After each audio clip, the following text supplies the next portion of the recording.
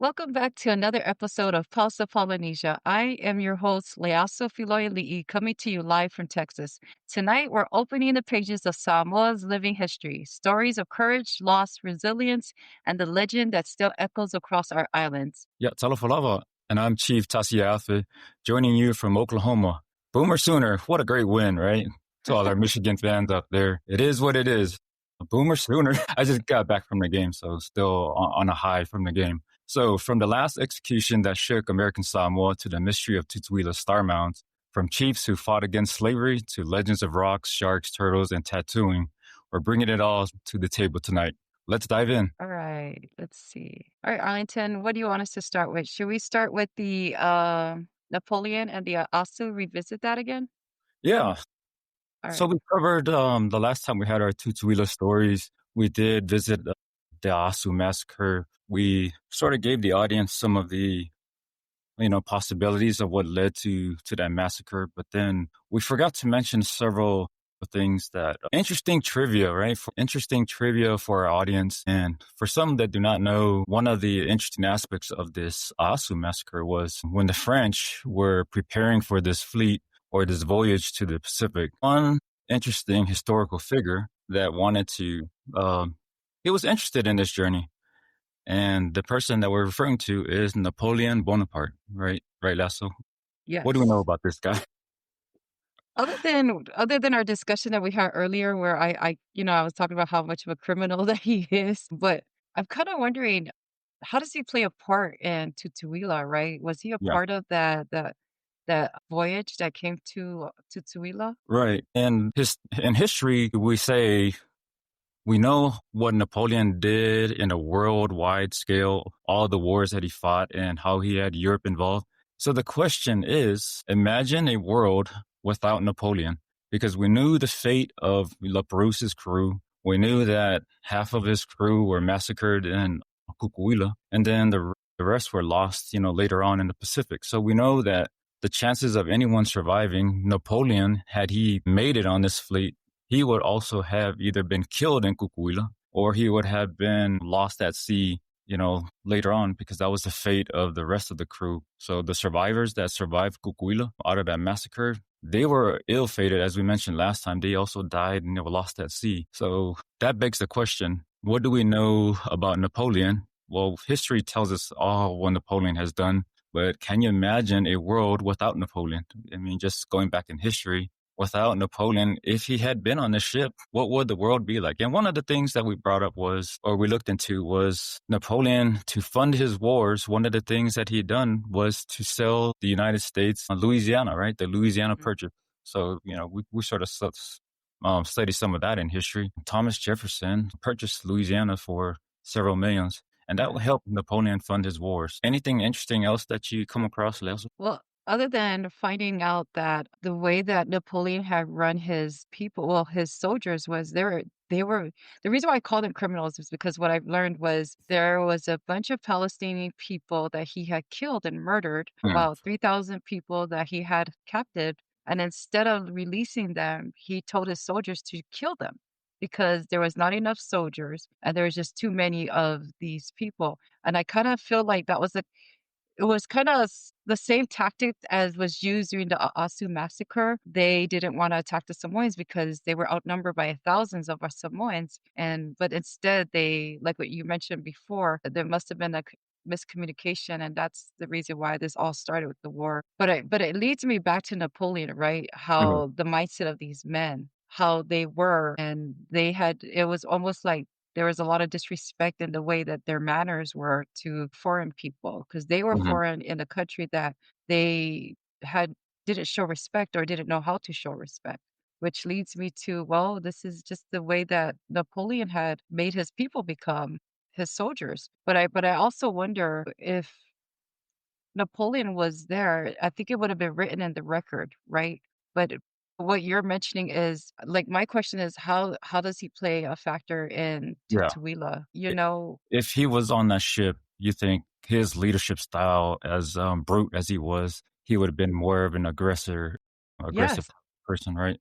He probably wouldn't have been so under control like La Perouse, because I think the guidance to La Perouse was, we're not I'm not sending you out as a conqueror, right? You're not there to go conquer the people of the Pacific, but you know, we're going out as goodwill, right? To Mhm. promote a good view of us French people. So I think that was the mentality that he had. And there's also publications out there that details how much Laprousse he had the capability to use his cannons. He could have wiped out more Samoans had he want to. And I was watching what's that series with Jason Momoa? What's that one called? Yeah, Chief the of one. Wars. Okay, so I was watching that last night and I thought about this La Perouse issue.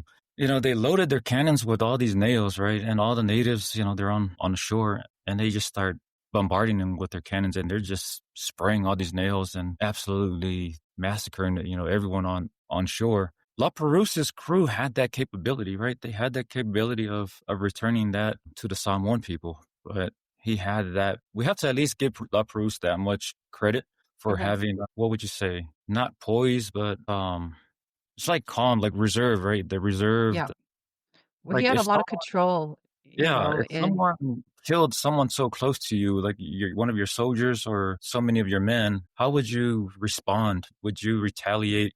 Like what you mentioned earlier, Napoleon, his mindset was, oh, we have no one to watch these people that we've conquered. So let's just murder him, right? So right, different mentality, like what you're saying, comparing Napoleon's style of leadership versus La Perouse's style of Bruce. leadership. So very interesting. But then it leads me back to, um there had to be a relationship, like a very close relationship with LaBruce and our Samoan people at that time Hmm. that made him hold back. I mean, the fact that our own people gave them 500 supplies worth of cows, pigs, I mean, not cows, pigs, fruits, all the Yeah. what necessities to All survive the on the provisions for their right, next and the journey. Right? voyage, dogs Mhm. and whatever is needed. There was a relationship built of respect somehow that allowed him to think, well, telling the guys, "Don't do this," and I'm sure that he knew his men were wrong, and that's why he held back. And the fact that some white people, the ones that were alive that was kept, were there about 7, I believe? And one of Yeah. them, an Asian man, Chinese, that was Yeah, in and record. yeah, the Asian, family, because they're somewhere on Facebook, I think it's on American Samoa. Through the years, one of the Mhm. descendants, came out and said, "Yeah, my great-great-great-grandfather also survived, and we are the descendants." It was great. It's great to hear, Yep. what history is not telling us because they tell us, well, what did we hear? Last time we talked about the cannibals because that's what they deemed us as. They said that we are Are Samoan people. savages. Yeah, Yeah. they ate the French people, but that's not what Yeah. happened, right? So, just Yeah. going back to the respect that our people had. Yeah. Yeah, and that's why it leads me to believe that it was written in a certain way to have the world see us Samoans as savages. But truthfully, that was to make them feel like these guys were courageous and they did this monument and let's in remembrance of those who had died in the massacre without understanding, well, there was a reason why this happened. Did you not ask Mhm. the other side, right? And so that painted us in a bad way, but realizing, well, those people that were captive by our own people ended up staying and married into Yeah, our Samoans, and so that yeah. says a lot too. Yeah, that narrative of the survivors living Mhm. among the Samoan people does not fit well with the narrative that they're saying we've massacred and ate these folks, right? Because Yes. cannibals won't, you're not gonna save a dish for you Right, right, call them a dish, exactly. but you're not gonna, Yeah. keep them for later on and let them marry your people and let them have, children and so forth. So, but it's good to have But these survivors tell their story because, we say we need to get the history. We need to correct the mhm. history that people are publishing these books and saying we were heathens or savages. But, these survivors and their families are telling otherwise. Right, right. And that's what I love about hearing the other side. Like from what I was reading on LaVerse's side of the story it was more of a saving face type, because just learning about how Napoleon ran his soldiers is nothing compared to how this was taken care of. But at the same time, I have to say this act protected us from many more that was to come, Right. And you and that's know. sort of the thought process was why does someone's culture survive? And a lot of it was because, the early colonizers feared, this event scarred, so many other colonizers that they decided, you don't want to go to that island, right? We had this stigma that they were cannibals and they were not friendly. Yeah. So they avoided a Samoa, and it worked in our favor because it allowed our culture to survive. And, they were now colonizing other places and they were just wiping out their cultures, right? By the time they I reached agree. us, at least there were several other people within those voyages that said, let's preserve, can we leave one island alone, right? We've seen what Mhm. you've done to Tahiti. We've seen what you've done to all these other islands. You're wiping out their culture. Can we at least leave one island alone so that way one day we can look back and say, wow, a culture was preserved and we can still understand these people today. And Yep. that's why our culture is still strong today is because of these events, right? So we were very fortunate for, these palangis dodging us. Yeah, I agree. I totally agree. Yeah. And I think we've covered most of our Asu. The only thing we wanted to bring out because Napoleon is such a significant person in world history, but very few people know that he had, registered and he was close to joining this trip. But then we all know his stature, very short guy, right? So he didn't meet the height requirements. And I think the other thing they mentioned was his body was frail. So he didn't, the way they looked at it was his body wasn't good enough to make the long journey. So for those in the Yeah. military, we're all familiar with when you go to MEPS, right? The first time you go to MEPS, they make you do all these strenuous activities. You do the duck walk. Are you flat footed? So they're Mm. doing a screening process and they're saying, you know, maybe this guy is not fit, for these long journeys. So we need strong guys. And it probably worked in his favor because he went and became famous for all the other things for France that we would And not so many have other him wrong do. reasons.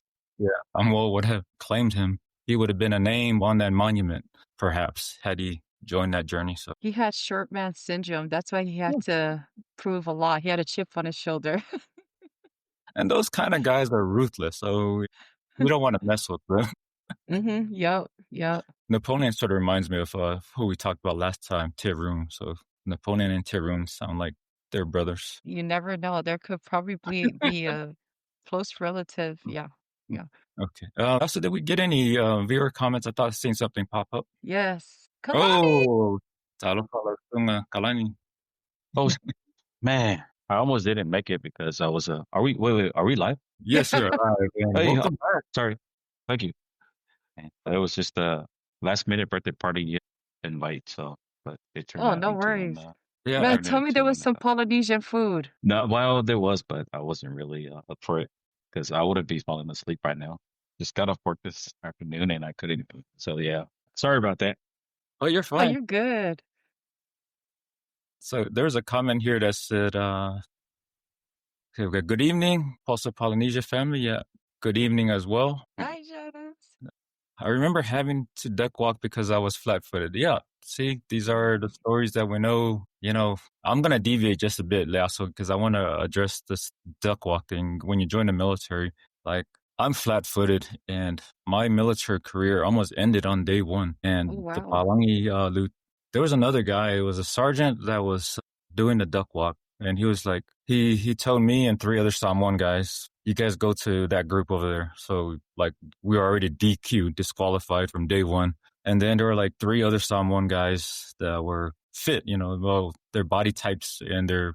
they weren't as flat footed as I was. They were like, okay, you're good to join the army. But then, thank God, they were short on numbers because the lieutenant was like, I need more people. So he looked back at us flat footed folks and he's like, come on, let's go do it again. And for some reason, he made me do it like 3 or 4 times. And he said, okay, he put me in the other group that, that passed. I was like, oh, thank God, because my army career almost ended on day one. Wow. So I almost got DQ'd. So you had to pass a test, even with being flat-footed, to be able to get through basic training or go through basic training. Is that what Yeah, that is? before you even ship, right? Before they Okay. even say you're like, you can even sign any papers to join. Oh, when They you do do your a medical physical. Okay. qualification, yeah. And even that, like, because we came from Samoa, and you think I'm in a clear, and then you get to Hawaii, and that's when they do the next physical, and you're like, man, I thought I was good, Oy. but then Hawaii also does the same thing. You have to pass theirs. So once you pass Hawaii, and then now you're smooth sailing, heading to basic training. Yeah. Kalani, did you serve the military too? No, no, Okay. I didn't. But from the military, probably my sister actually served it in. I have my stepbrother that actually served in the military as well, 26 years in the Marine. I Nice. guess I just happened to be in the one breaking the chain to where that, hey, let's not go that way. Let me see if I can do it. But yeah. So Kalani, the video you posted in Samoa, when were you in Samoa? Did you just get back, or was that an old video? Well, that was actually it's a 1 year anniversary for my brother's funeral that I actually attended last year. Mm-hmm. And so yeah, we last time I was back in Samoa was back in 2009 for my little sister's graduation. Mm-hmm. And then yeah, from 2000 and all the way till about 2024 last year. And man, it was one of the moments that should I choose my family or should I choose my land? But you know what? I have to make sure that I have to come back home for the wife and the Oh, kids. But it was that's really good. nice. Yeah. Not really a fan. I'm not, I don't know. I guess because of the lot of social media platform Mm-hmm. and TikTok, and I didn't even know that TikTok has a lot of information. I mean, good Yeah. and some sort of good, but yeah, it was good to see back home the land and Yeah. everything. I love the So video. Like I was telling you, it makes you miss home. What caught my eye, because I think when you opened that video was, they had that Niners and Samoa flag, and I was like, hold up, that's my flag. And then I was telling Lasso earlier, that flag right there, that it's always on every podcast, that's the flag that's in your video. It's like, hey, I made that it is. flag. You did? Yeah. Yeah. He's a hardcore 49er fan, but I had to be I had to swallow my pride and then go ahead and have to put that on. I was like, all right, I'll be a 49. Aw. And then I seen you pop up. I said, what's Kalani doing with my flag over there? I got all excited. Yeah, it was nice. It was nice to be back home. So sorry, audience, we had to deviate a little bit, but, welcoming Kalani back Mhm. from Samoa, and he went back to his brother's 1 year anniversary since his passing, right? So, what village was that again? Tula. It was from Tula, all Um, the way at the east coast where I guess where the island starts from. Even though there's other villages in the back passes us, but I guess Tula considers that's the first village of Faafofoga in American Samoa yeah. or Tutuila. So So, And it also was nice. beautiful too. Yeah. Very beautiful. Yeah. Yeah. so before we move on, you just reminded me we had our last Tutuila stories, and we did talk about the Awelua family, Alotse Hmm. and Lemoli. And we did offer our apologies to the family, some of the comments. We did cover your family story, but we would like to publicly announce it right now. Okay. Apologies if we offended any of the families the way we represented the story that we told. So I've been working with Brother Showen, who is, directly, related to the family. So a lot of the fact finding is been worked through Showen. So, but for the rest of the family who are not aware, we also want to offer apologies if we offended you in any way. But we'll continue to work with Showen Hmm. and tell the story as your family likes to tell it. So Yeah. that being said, let's move on to our next one. So where are we hitting now? All right. So now that we've already discussed Napoleon and his relationships with the Austin Massacre and how that played a part, we're going to jump into missionary John Williams Oh and yeah, his fear of Tutuila. Kalani. So we're gonna. I think you had some of the questions we went through, right? So we're gonna cover John Williams's. Okay. So we all Yeah. know John Williams went to Bolu, but then we're now focusing on his trip to Kukuila, and it's sort of comical. So bear with us. Go ahead, Lasso. All right. So No problem. what I've learned about John Williams is very interesting. And, um, going past the Catholic Church in Leone, Mm. I noticed that there was a monument in front, but I never played part into understanding what that monument was until I started to look up John Williams. And I was just very intrigued with the story of John Williams. But I wanted to ask you if you wanted to tell us, Arlington, about who was John Williams and what was his role in the Pacific mission before I share my point. Yeah, and just going back to what we all know about John Williams, he was the one that brought the Christian um, religion to Samoa. At least that's what most of us hear. But I also want to add on that he was not the first Christian, there, because we all know that there were other landings. Like Manua also believes, Roggeveen, when he landed, there's some Manua people said that when John Williams arrived, he went to Manua, and Manua people were already practicing. So these are things that we have to keep in mind, that each island has their own stories. And you'll hear John Williams mention a lot, Samoans would say, "Wakaungu umele kalalei," the Christian faith and religion has now arrived in Tutuila, and he's given credit, a lot of credit. But then, when you do more digging and you realize these guys were not the first ones who arrived in Samoa. We talked about in the past, it was the beachcombers, right? They were there as well prior to the missionaries. And then we also understand the Mikokishi, right? The Methodist Church. They were there prior to. But, some of the things that we're going to sort of question John Williams' character, not in a too bad of a way, but in a comical way. So some of the things that we hear about John Williams is he went to Samoa, and after he's established, this faith with Maliatua, he comes back and he tells the Methodist Church, I just came back from London, and the agreement was you guys can move out and go to Tonga and establish the religion there, and the LMS will establish themselves in Samoa. So that being said, that sort of brings to life these terms we use today, loku kaiki, or loku konga, right? It arrives from some of these, this is our history, right? We only hear these when we speak in Samoa, Leala lokunga ke lokoi, and they say, lokonga or lokaiki or so forth. But we're walking you back to, our first time when the Christians arrived. Okay, throw that back up, Lea. So let me see what that person. Hi, Chief. Talofa, hi, Chief. Talofa, Post of Polynesia. Top of the evening to you guys, Sister Lasso, Chief Tasi, Brother Kalani. Tula will be the first Kalani, since Ongingo is in the back. Okay, it's going back to Kalani's village. Always great to have you. Hi, Chief. So that's who John Williams is. And we're introducing, John Williams had documented a lot of things. And one of the islands that he had to go to was Kukuila. And what you'll find in the reading that Lasso will share here shortly is it ties back to the story we just told, the Aasu Massacre. And we mentioned that the colonizers were so afraid of Kukuila and Samoa because they thought they were heathens, they were cannibals. So even this person, person of faith who's bringing the religion to Samoa also has such fear in him that he was so afraid of Samoa that, especially Kukuila, he was afraid that he was going to be a martyr and get murdered there by the Samoan people. So go ahead, Lasso. Okay.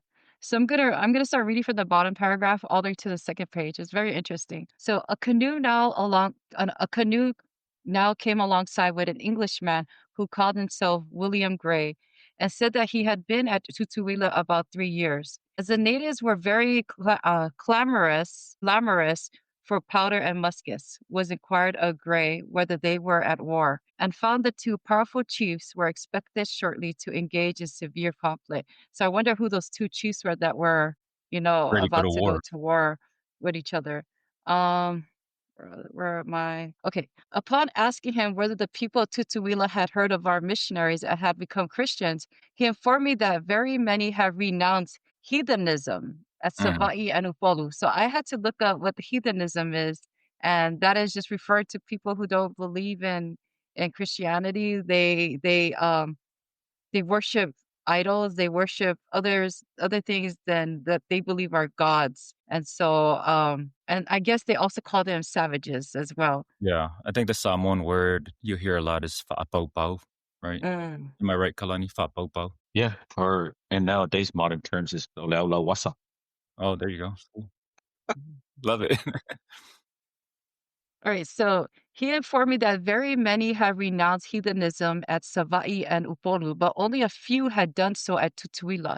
Having obtained all the information we could from this individual, we prosecuted our voyage down the south coast, the varied beauties of which struck us with the surprise and delight as we glided past them. At length, we reached a district called Leonge, where the young man who we had brought from Manua resided. On entering the mouth of the spacious, beautiful bay, we were boarded by a person who introduced himself as the son of the world, as the son of the word. We gave him a hearty welcome and learned, in reply to our inquiries, that in his district, about 50 persons had embraced Christianity, had erected a place of worship, and were anxiously waiting my arrival. This information was unexpected and delightful. and I determined immediately to visit the spot. With this intent, we lowered our little boat and approached the shore. When about 20 yards from the beach, at the heathen presented rather a formidable appearance, I desired the native crew to cease rowing and unite with me in prayer, which was our usual practice when exposed to danger. Great So I stuff. was just telling you this. Yeah.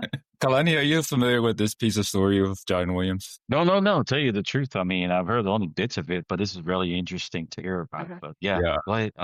Probably Yeah. ask some question So after that. Brother Molito, if you're on, because, he's from Leone, and he would probably know more of the story, but he'll also like laugh about it. And, we're missing you, Moliko, but, if you're on here, we would share a laugh here. So what Aso is saying, before they came to Kukuila, they brought this gentleman from Imoa, but he lives in Leone, so he wanted to hitch a ride and bring him back to Leone. So like I was mentioning earlier, this is their first time coming to Kukuila, and he's still having this mindset fear of the Asu massacre. That's what's going through John Williams' mind. And then as they near the Leone Bay, as it's stated here, he sees these islanders, and from his perspective, I'm just gonna say something in Samoan real quick. Makwafe ayan meleva ayakoy. Like he's afraid. Like he sees these Samoans. He's like, they're heathens. Oh man, these people are gonna kill me.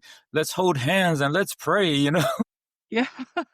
Not knowing that these are actually already converted people that were waiting Mhm. for him. So go ahead and continue that. I just wanted to Okay. add Yeah. that. The chief, who stood in the center of the assembled multitude, supposing that we were afraid to land, made the people sit down under the grove of breadfruit, coconut, and other trees which grit the shore. He then waded into the water up to nearly up. He then waded into the water nearly up to his neck and took hold of the boat. When addressing me in his native tongue, he said, "Son, will you not come ashore? Will you not land amongst us?" To this reply, to this I replied, "I do not know that I should trust myself. I have heard a sad account of you in this bay, that you have taken two boats and that you are exceedingly savage. And perhaps you get me into your possession, you will either injure my person or demand a ransom for my release." Okay, you can stop right there. So I Okay. will try to break down what you just heard. So he's thinking of Asu, but the maps that they had at the time of Kukuila were sort of not correct. So what he has in his hand, he's thinking he's landed in Asu, but he doesn't know that he's landed in Leone. But that's what he's referring to. I've heard the story of what happened. You're like, oh my God, do I trust you? Are you trying to lure me in to murder me? Like, those Frenchmen, La Perouse's crew is what he's referring to. So go ahead. Yeah, but you would think that the kid that he brought with him from Manua would have told him, like, no, this is my village, Leonge. It's not Aasu. Yeah, but you remember, like, they didn't trust Kukula. Like, he's still, like, he's Oh. admitting savages, right? Heathen. Mm, Like, do I even trust this guy? Like, but God is telling me to go and deliver the word, but God, do I trust you? Let me pray again. Are you with me, God? yeah. So he goes, "Oh," he shouted, "we are not savage. We are Christians." "You Christians?" I said. Where did you hear of Christianity?" You know what? We need a Psalm 1. That needs to be in a Psalm 1 Yeah. translation for, Translation. because it's funny. Like, I would like to say that, when you see those people tell the story of John Williams, it'd be nice for them to tell that story and someone will say, interpret that in Psalm 1 because it will sound so funny. You know, Ikiva Imeong.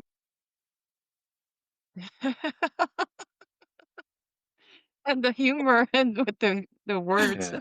Because like I read it, but then that's how I interpret it as a Psalm 1 person, because we still get that today. People fear of us, right? Like you can read their thoughts. Like, geez, like I'm just a regular person, why are you so afraid of me? So did John Williams, is it because of his previous experience since that he landed in Sakapali in Savai'i that kind of take you to where that the same people, or is it I'm just trying to follow the story because I Yeah, only yeah. heard a little bit of story. This is his second trip back because he went back Mhm.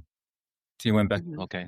London, and he was supposed to bring more teachers, right? He promised to bring more teachers to Malietoa and the people in Savai'i, but then he he stopped there and he picked up a hitchhiker from Mangua. Manghua.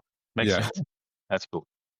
But I like what you also mentioned, like there was a war going on, but maybe some of our viewers can tell us what war was going on when he came back. Because they were Yeah. already, what is 1832 or something like that when he came back. So Yep. they were already experienced with firearms, right? So Mhm. we talked Yeah. about at what point did our Samoan people convert from our own weaponry to using muskets, and then you can see here evidence that they were already experienced with firearms. Wow. Bear with me. I'm just listening and just following. So Oh, you're good, you're good. Good, good. Like, we talk about history, right? And people always say, at what point did the Samoans use firearms? But we always yeah. put the firearms later on when the Germans arrived, like further in history, like 1840s or 50s. But then, like, you read these stories right here, it says otherwise, and then you start to question, the other stories that are told, like, who's right? Yeah. Yeah. Did John Williams make this up? Right? Like, I still question any publication, and sometimes I question, even John Williams' writing. Mhm. Yeah, because regardless of what war was going on during the time of Tutuila, if they had the muskets and everything, you can easily believe that they can defeat the Samoans back if they played on. For Yeah. some reason that they were so scared that I guess our people kind of. So I'm not really sure. So Yeah, and Well, to answer your question, Kalani, is you remember these guys are not a warship. These guys are, missionaries, that's right. missionaries. But then you think about La Perouse's crew, that was a warship. So if the Samoans were able to massacre people on a warship, Yeah. then you know that they can easily be overwhelmed. Sorry to cut it off. Well, No, you're that's good. just reading it. no, you're good. Did I miss something? There was a Okay. part that I you try to make mentioned earlier, Lasso. You had me cracking up. What was the part you were saying about the canoes rowing? Oh, yeah, so there was a part in the story where, um John, well, oh gosh, what I can't even think. So John Williams was really surprised at the strength that these guys from Leone, I mean, just pretty much the Samoans, they're on their ship, and these guys are coming out from shore with their canoe, and they caught up to the ship, and they just couldn't believe the strength and the speed of them rowing their canoe at the same speed, but even faster than the Keeping ship. up, right? Keeping up with their ships. Yeah. Yeah, keeping up with the ship, and then on top of that, they got off of their canoe, and some of them stayed on, but some of them got off their canoe, jumped onto their ship, and climbed on their board or their ship.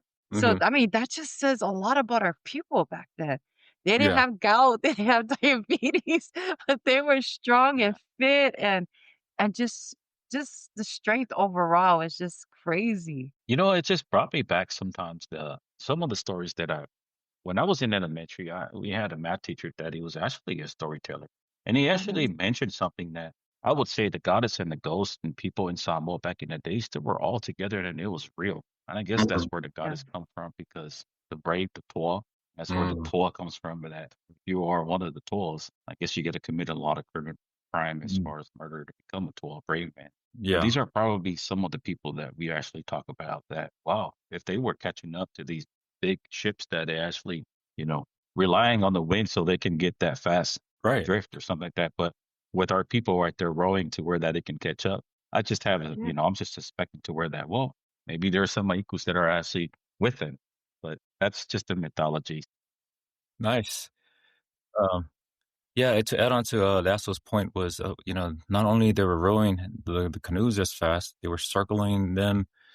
And Yep. the other interesting aspect of it was the agility of the Samoan people. Not only were they able to catch up, but then it said it didn't take them so long. They were like, the way he described it almost sounded like ninjas. Like they were able to like jump and climb onto the ships. And before they knew it, like for the point that they anchored like to the ship, they were already on top of the ship. Like they all jumped on board. So the way he describes it's amazing. The agility our people are. And we look at it today. We say, why are Polynesians so athletic? Well, look Yeah. at what was happening then. These people were so agile. The way that they were moving. Um, what was that? The photo that you shared last time, Liaso, the photo of Manuma and the photo of Mongale facing each other. The body that those soldiers had, right? That's the image that if you take that image and you put that in perspective, now you know what we're talking about. How fit they were, how agile they were, and just the true warriors, like the warriors we see today, all the muscular ones that we have in AI. No, Yeah. that's not what our soldiers were, or our people were. They were Yes. thin, just lean and agile. So what I did to create that image of Manga and the other chiefs on those AI pictures that we did on our Tutuila War videos, I had to put in historical description of how they described the way our people looked. Mm-hmm. And once I put the prompt in, it generated that that's exactly how our people look. They were built, they were strong, naturally built. And so it's not like the bubble type built like the Rock and Yeah, he could barely move. yeah. The Everyone's shooting. chemicals, the chemical Yeah, built. Yes, the chemical build. That's steroids. a good way to put it. Yeah. They But yeah, were all natural. Those were all natural ones. Huh? yeah, natural and at the same time agile. Like they're able, and very Yeah. flexible too. I like to see the Rock climb a coconut tree with that built. Not without the technology, all the modern technology nowadays, gonna have to need a belt and some sort of like tracks to track them up automatically. Right? For those who are not familiar with it, and just go to PCC and you'll see those different islanders because they do those demonstrations, and just watch how fast they climb those coconut trees. Watch how Yeah. fast they get up and get down. I mean, so that's the modern version, and let's just say that they are a step or two, slower compared to our ancestors. If we Hmm. had our ancestors compete with these guys, I'm pretty sure they would Yeah. put our guys to shame. This day and age. Yeah. But kudos to those who are able to climb a coconut tree. I know I can't Yeah. climb it, not at this age. Yeah. Just an off question. Off Yeah. question is, was cannibalism still practicing at the time when John Williams arrived in Oslo or them? I'm trying to think. So when he interviewed Moma and he interviewed Yeah. other about cannibalism, they told him, that's not a practice that we do here. Oh, okay. Yeah. But I think it's Just just trying. one of those things that the Frenchmen, when they left, that's what the stories that they told, when they got But there. he did get killed that way though, but it was in a different island, I believe, Vanuatu, where they Uh, they killed him and also ate him at the same time. Yeah. okay.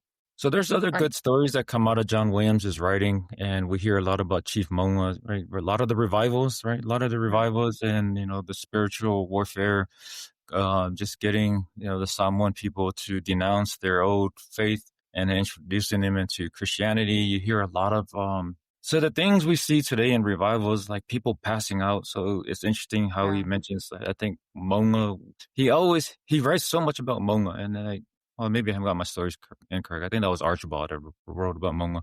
But anyways, yeah, it wasn't John Williams. Sorry, I got the stories incorrect. That was Archibald's story. So we'll save Archibald's story for a later time. For later. Yeah. Yeah. Yeah. Just a quick question, Arlington, if you don't mind. Yeah. When John Williams, were in Sapapali, I remember that the LMS, I guess is London Missionary Society or something. And then I guess when they're into Tutuila, it changed to a CCCS, if I'm not mistaken, Congregational Christian Church of Samoa. FCAS, right? EFKAS. Oh, okay. Let's Okay. see, Yeah. I forgot. Yeah. Not trying to move away from the subject. I was just trying Yeah. to, if you know the difference, or is it still the same uh, practice or teachings per se? Yeah, so the Lamosa, well, look, it's the Lokaiki, right? Oh, Hmm. I'm not sure. Sorry. Yeah, I was just trying to figure out the Lamosa and the CCCS, Yeah, if they're the same. But no, yeah. I mean, maybe it's another subject.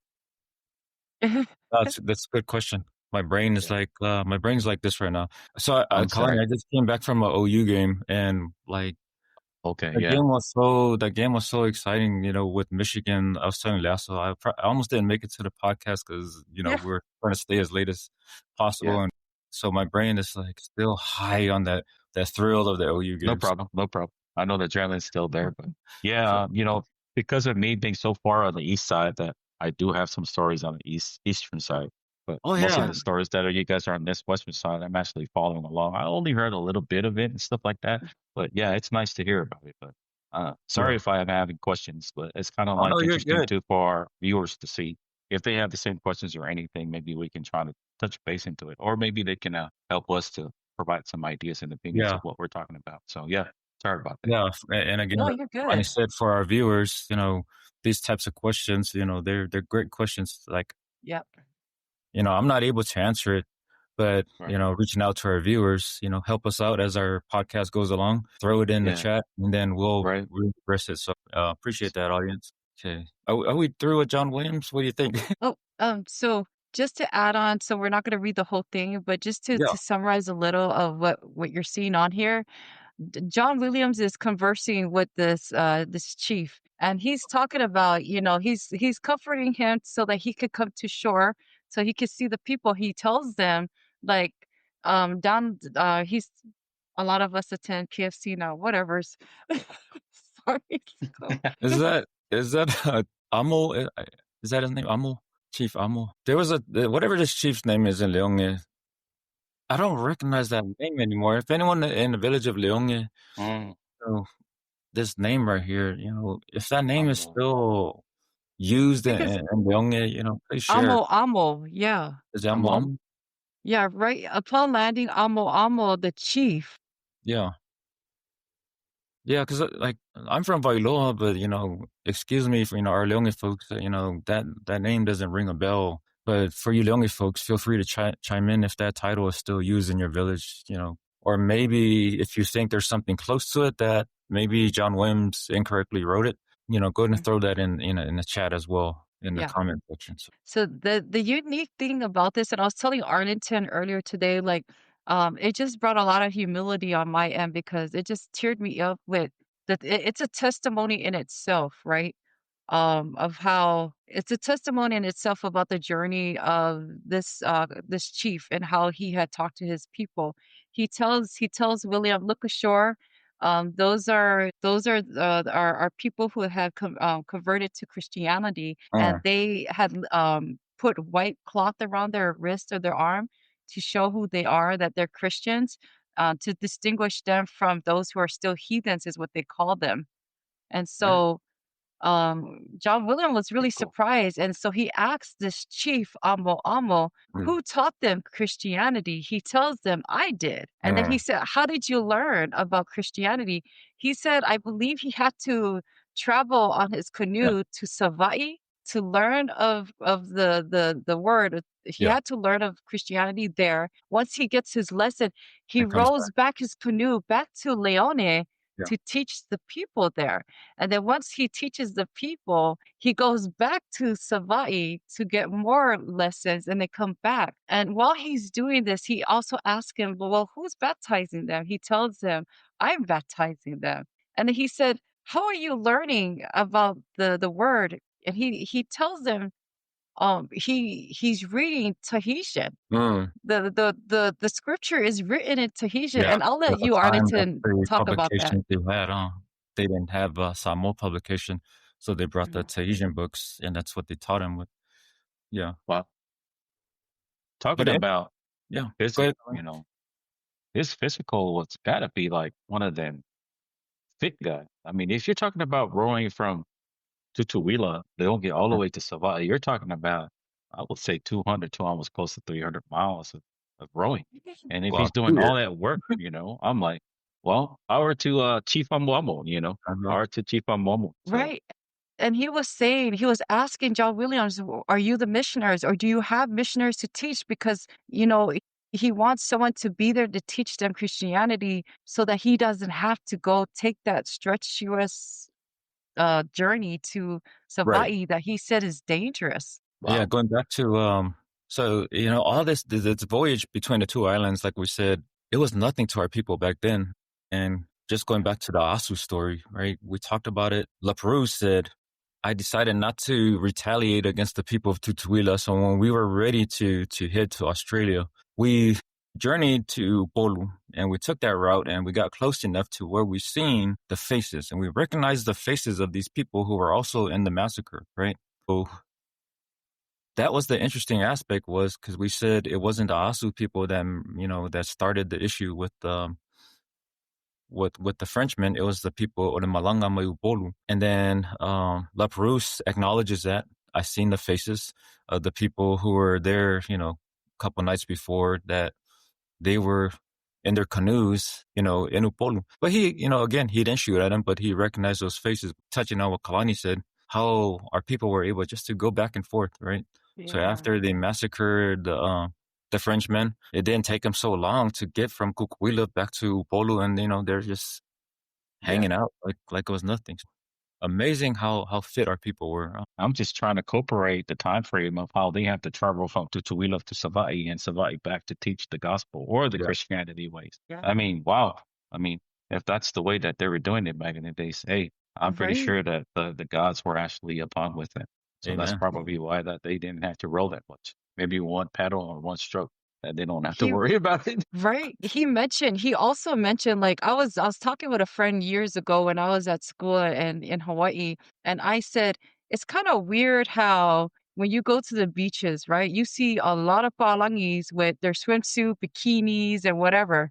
But then you see our Polynesian people so reserved, where Yeah. they're very reserved when they go to the beach. They don't show a lot, right? But then in this script, this book that, I was reading, it talks about how John Williams, he mentions how our people looked rude. It was so rude looking at them because they just didn't have clothes much on to cover. Hmm. And Yeah, so, they but that taught us. was a norm Um, for our people, right? they introduced Yeah. to be ashamed to show your bareness, right? So what Mhm. was natural to us was now sort of like a sin, and that's the introduction of all these elaborate clothing, in church that we see, right? Mhm. It But was going lighter back. Yeah. for them. It was lighter for them. They didn't have to worry about anything, just trying to catch it when they're stretching all the way to roll that, they didn't have to worry about any fossil. That's probably why that they were making long strides of strokes that they can get to the island and teach the Christianity. Right. And it makes you wonder, right? We didn't even travel with much. Then these people voyaging with their ships, they probably had so much to take.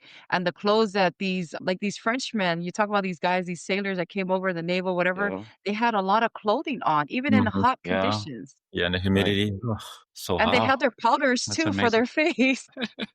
Yeah, but Yeah. let's think about. We talk about memorials, right? So if Amo had a significant role, why isn't he recognized, Yeah, in Kukuila? Where's his monument? Our yeah. only people, it's been a while since I read the, whatever you call it, the monument. Maybe Amwamo is mentioned somewhere in there. So I don't want to say that he's not recognized because he probably is somewhere in there. I haven't read it in a while. So our only folks, feel free to chime in. Yeah.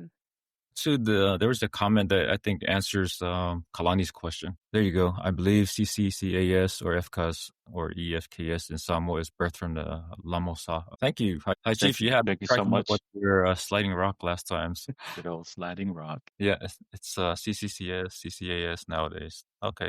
Okay. Thank you. That's cool. Well, thank you I for the want I wanna clarification. also sorry, also add, From like, I was Samoa. also telling, because we were just discussing this earlier, how, we were all born into Christianity. So it was a natural thing for us to know of our Savior Jesus Christ, to know of God, right? But you're talking about our people back then who had no idea who Jesus is.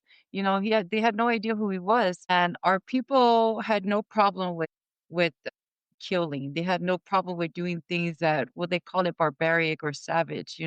To be able to accept Christianity at its foreign language is just amazing to me how the Lord touches them even at that time where we knew of it, but they didn't. That Mm-hmm. says a lot. And it also says a lot about how Chief Amo Amo was a missionary and wasn't even told to be a missionary, that he felt it was a need for our people to know. And for him to spread the gospel without being told to spread it was something just amazing, in itself and a testimony. So, and I'm sure that whoever is related to Chief Amo Amo, I'm sure his family is blessed enormously because of his work. Yeah. And with all of that Lasso just said, I owe it to our viewers because I also have to present the other perspective. And we also have to acknowledge that be careful of what we read, including John Williams's writing, because you have to go back and look at John Williams's original journals. And there are so many discrepancies on how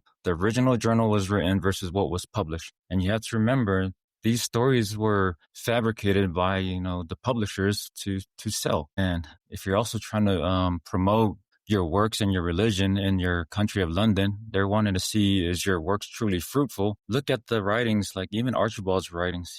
I had converted 300 some villagers, and you question yourself. It's like, did Vailoa really have 300 villagers? Like, something that, doesn't sound right. But does London know that Vailoa has 300? So, I just want to put that disclaimer out there. Be careful when you read, John Williams' stories or any biographies or anything that, the Palangis wrote, because the original journals usually don't match what was published.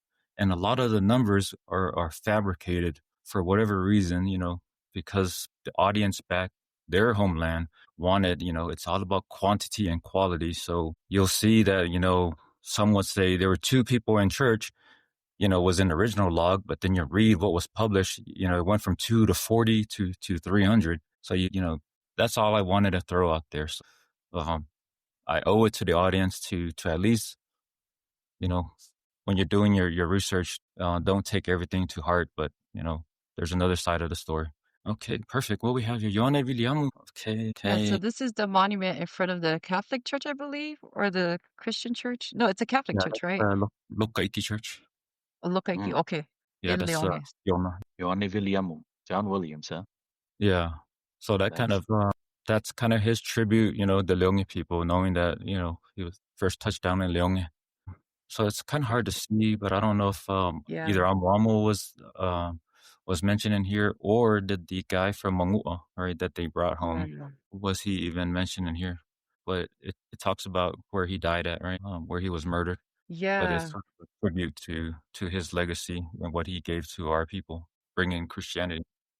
And I Yeah. believe just reading more about John William is that his family, where they reside, I believe in somewhere in Tahiti, they were able to, those in Vanuatu, they got his remains and I believe they gave it back to the family. And then they also, I think it was the early 2000s, his bloodline, his family that are still alive, they were able to receive apology from the people of Vanuatu in the early wow. 2000s. Yeah.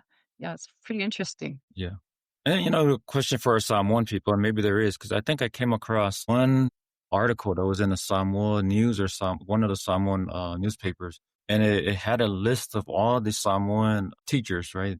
Those who went and taught the early Christian teachers who went to do the work, right?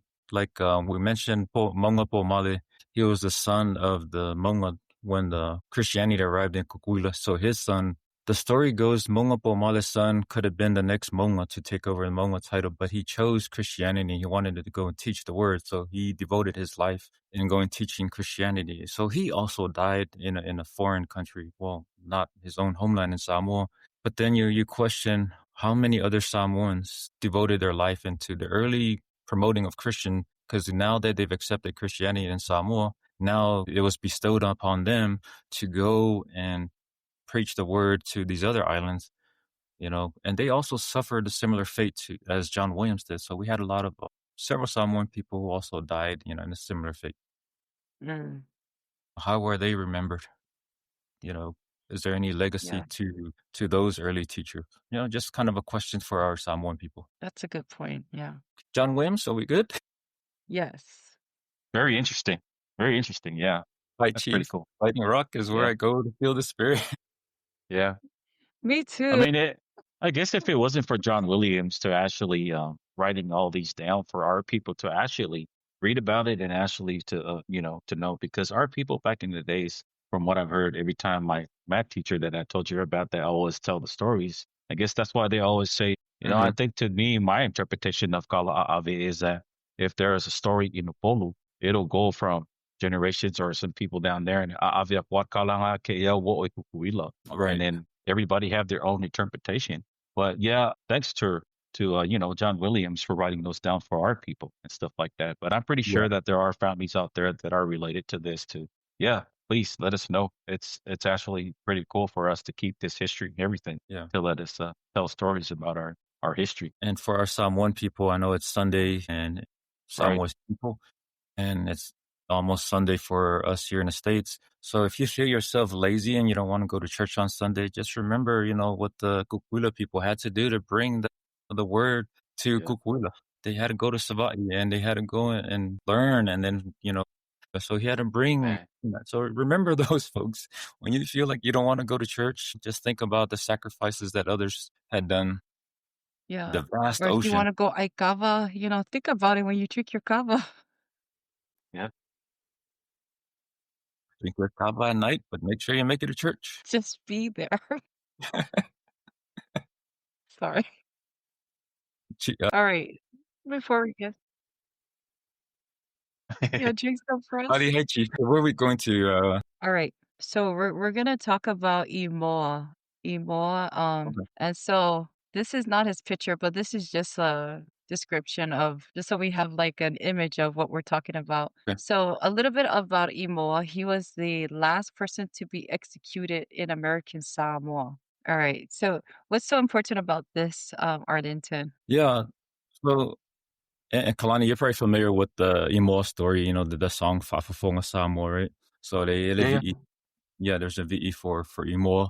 So I'm not gonna really touch upon his story itself, but then my question I wanted to bring up to our Samoan people is, um, why do we honor Imoa? But Imoa was the one that murdered Sima, right? So he murdered Sima. But today we sympathize more about Imoa than we do Sima.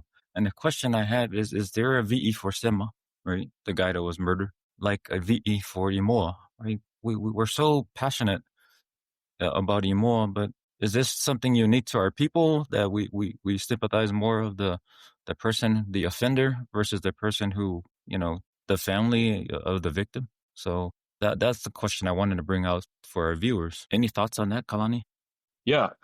I don't sorry, I didn't really get to go through our topics, but I think it's just the fact that most of the stories that I was told is from my math teachers. This guy's name is Toma, Tewati Toma. I'm pretty sure some of our viewers probably know he's from Mopolu, and he was one of the best math teacher I ever had in Matatula Elementary. Holy fasawa. And he would always have that it's a guava, little small thin stick, and the guava stick are really hard. Anyway, I remember telling the story about Imoa, and I think he was telling the name Sima, but I think a lot of people refer to Senga, if I'm not mistaken, our viewers, if you don't mind. And I think back in the days, and then referring to the song Oletoa Ualeva, and Mm-hmm. I think that they referred that to Senga. And Senga was one of the oldest toa back in the days that in order for you to claim that name Brave Toa, you have to committed a lot of murders in order for you to become that person. And apparently that Senga was one of that toa. During that time, Imoa, considered as a modern days at that time, heard about it. And I think Imoa was actually in Upolu or Sabai at the time. Somehow, Olekala Ave nga Ave. Senga said something about Imoa. Mm. And then I guess Imoa didn't even take that lightly. So he actually came to Kukuila and looked for Senga. Now Mm. at the time, Senga was already, declining down to where that he's already an old school toa. Mm. And then I guess that's why Imoa, murdered him because of what Senga. So my apologies to the viewers if I ever leave anything out.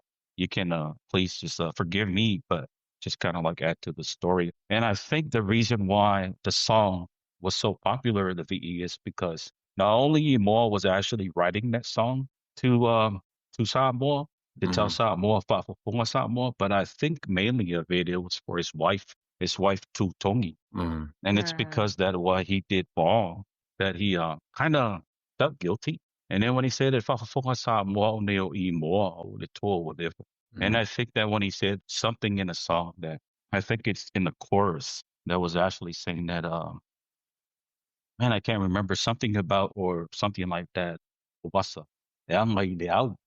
And I think I remember my teacher was telling me about that ASU, that there's a draft or whatever. The That's why current. it was occurring. That Mm-hmm. when Salamasina and Lady Naomi back in the days when they leave Bango, somehow they get to Upolu or in Upolu at no time versus coming back. It's really hard for them. So I guess going with the current and then coming back from Upolu Mhm. to Kukuila with the current, that is kind of hard. And I think that he was referring that. I think and then there's another verse that I was actually talking about that it was actually his family paying tribute and actually apologies, some sort of like an apologetic from his family towards to what Imo did. Woki said Sema or Senga. So that's my interpretation. Like I was actually I was actually trying to remember the story that to what he was telling us about it. But it's a good question about why didn't Singer had a V or a Right. tribute. But Mhm. I think it's because of that Singer was one of the old tours back in the days that he I was see. doing so much bad things that a lot of people don't really want to hear about it. Versus Imoa during the time, I guess consider it at the modern time that Imoa actually was a modern warrior that thinking that, you know what, it's time to end this thing because you know what, I don't like this guy. So he just went to Tutuila and so, but there's other interpretation. They said that "O ka'aloma ka Yeah. Mickey," you know, Yeah. and then he punched him and then he died or anything like. I So really, yeah. Sorry about that. That's my interpretation of it. No, no. I like that. You've given me a perspective I've never seen before, and I like how you mentioned that Yeah. because it takes me to my thought process is going to Tamafainga, right? Is that his name? The Hmm. one that was murdered before Singer, yeah. Malietoa, right? Malietoa took over. This is before the Kalalei came, right? Yeah, Oh yeah. Tamafainga, right?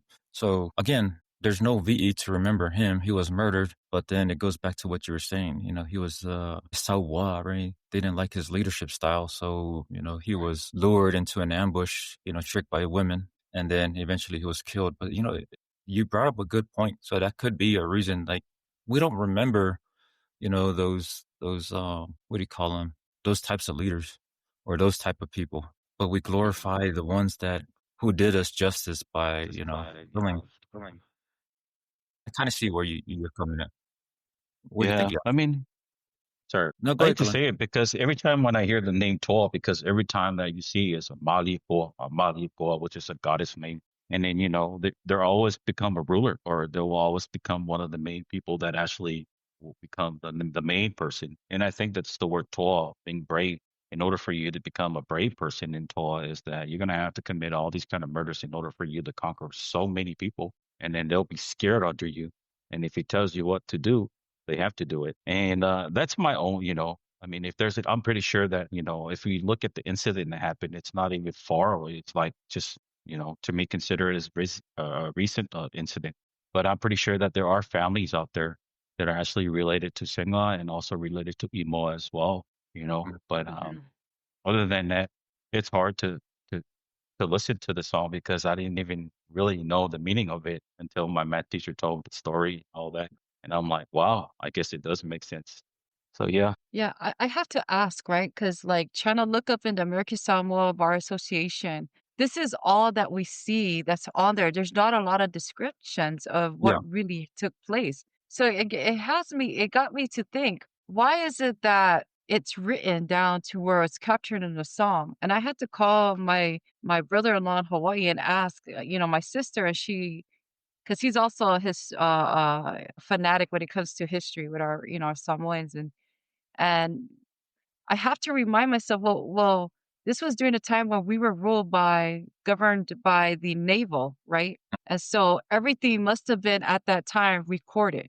But why wasn't at this person, and he was the last person to be executed in American Samoa, Mhm. it had to be very important that he had to be executed. You should have had description to why and what took place in these events, but it wasn't that his last words were recorded through a song because that's really what our people did back then. Everything was oral interpretation and carried on through words of music and stories. And so, but at the same time, where is the story about Sema who passed away too as well, right? So Yeah. that's my thought. No, that's a good point. And like going back to the American Samoa Bar Association, just like what Kalani said, the American Samoa Bar Association doesn't say Sema, but the song that we hear today is Sema. But you see what was written in the court is Sela, right? Sella.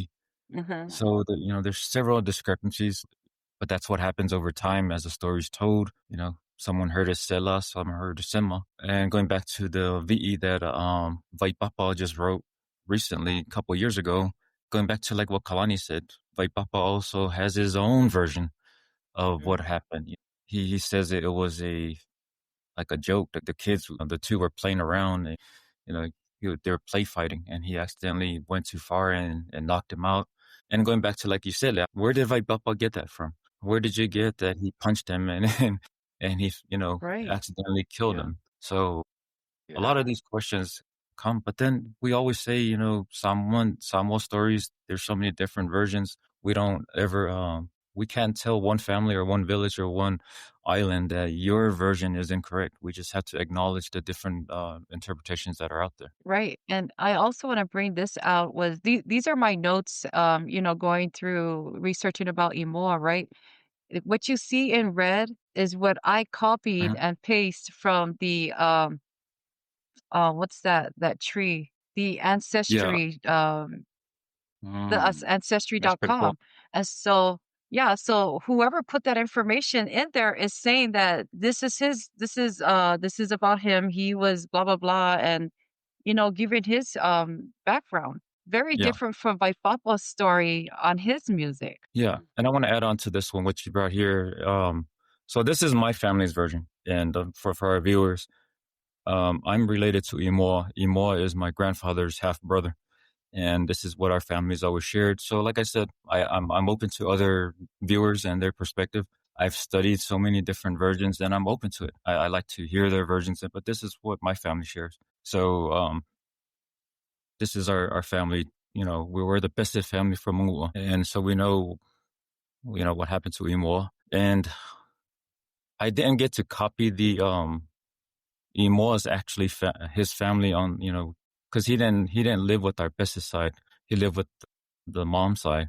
But on YouTube, under Vaipapa's video, you'll see his actual family. And on the other side, they're saying, I remember my grandmother coming home crying, telling the story. So they're sort of giving some descriptions of how they went through, and like Kalani said, we want to hear their stories. And I don't know their story. And I've reached out to them numerous times, because, I'm related to them, but I have not heard any word from them. So for our viewers, I'm reaching out to you, Imoa's family. Right. That's Here I pretty am, cool.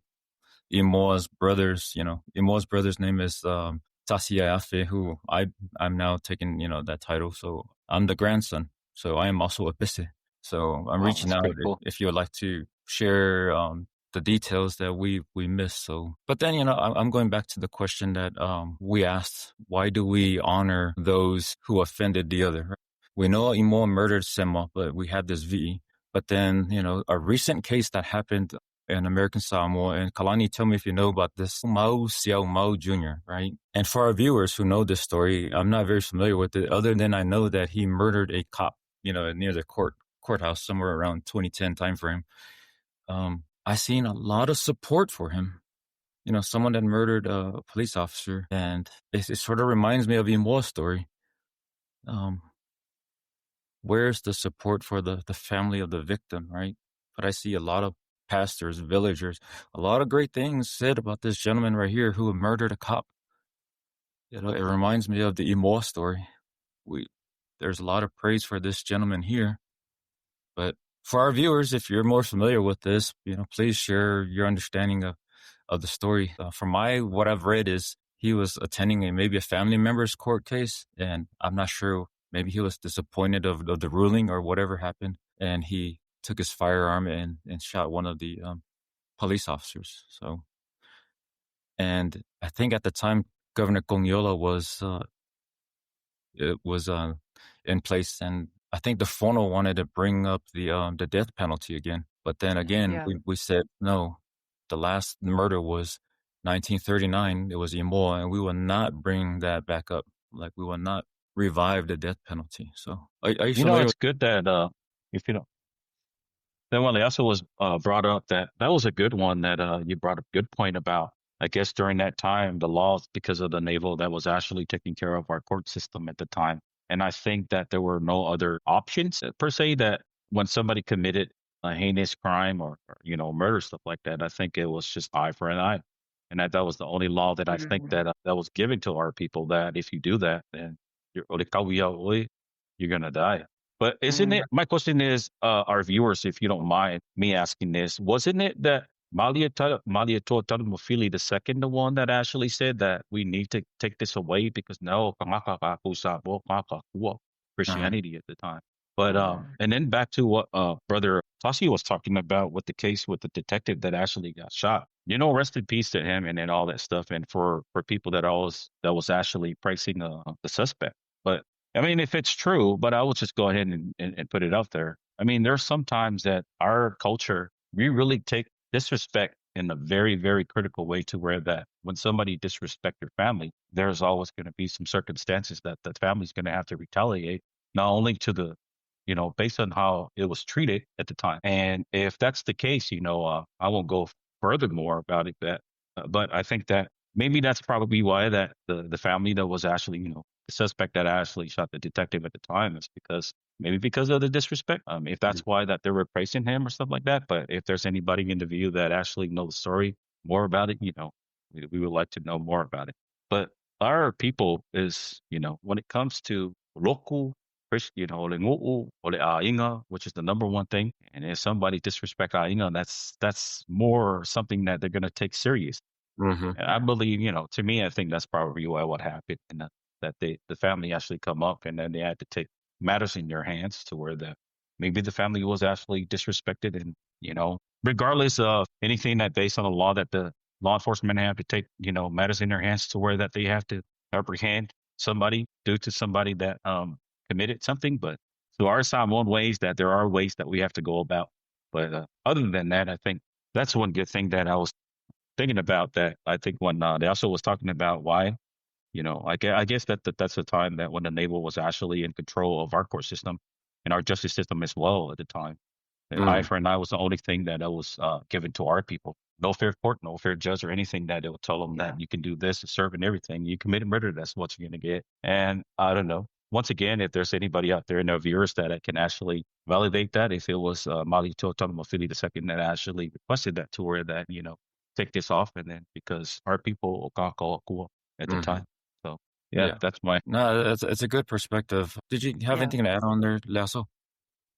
I was also thinking, could it also be that there's so many files, just like how we had talked about a couple weeks ago, how there's a lot of videos, old footage of our people and stories of our people that still kept at that building, I believe, where KBZK TV is at or still is, and they're about to get rid of it. They haven't did those video cassettes or whatever. I'm wondering if that's the same with old documents from back then, is that they haven't scanned or uploaded all of those old documents to have for everybody to have access in the American Samoa Bar Association, that we just have this little snippet that's just typed in there, but nothing else. I'm wondering if just everything is just kept in a file or was probably burnt somewhere that they haven't mm, had the chance to upload the rest of the information that we need, you know? Yeah, yeah. well, I would find like some of the court cases. It's interesting if you Google it,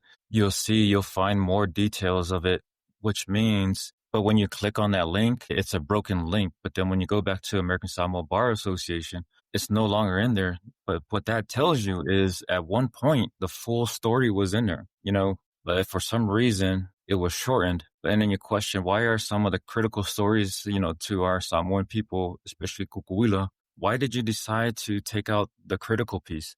But then, if you look closely on American Samoa Bar Association, it says if you want more details on this court case, email us or call us, and we'll give you the fuller version. So there is a method for you to attain, you know, the full story that's beyond what's already written. So, I mean, that's another avenue, to pursue. But then you question, like what you just said, why not leave the full version out there? If it's public records, it's public records, right? It should be available to the public. I Yeah. should not FOIA anything, right? I shouldn't request, special permission for you to publish the full court case, right? It's public records. Yeah. But Well, maybe go. because of the pride of our people, and you know how our people are. And when it comes down to families and stuff like that, we always take care of our family and stuff. But when it comes to stuff like that, information can always lead to where that families are going to be going against each other. And Yeah. that's my thinking, That's true thinking that too. that if we put that out in the public, who knows? Maybe generations from later on, we'll go back and look at these informations, and then somebody's going to take it the wrong way to where that. So it's true that your family did this, their family did this, and then you know how it is. Our Yeah. people are. It's very prideful. We're so prideful when it comes to our families, and I see the respectful way of it. But the thing of it is that I guess that's why the court system, based on the court system here and states and in our own ways in Samoa. Thankful that we have the Matai system as well. But I think Yeah. that's probably what it is the respectful way of keeping families and everybody, you know, not to think of those things to where that it's going to bring chaos and to where that it's not going to be a very good, perfect picture or it's going to be so bad.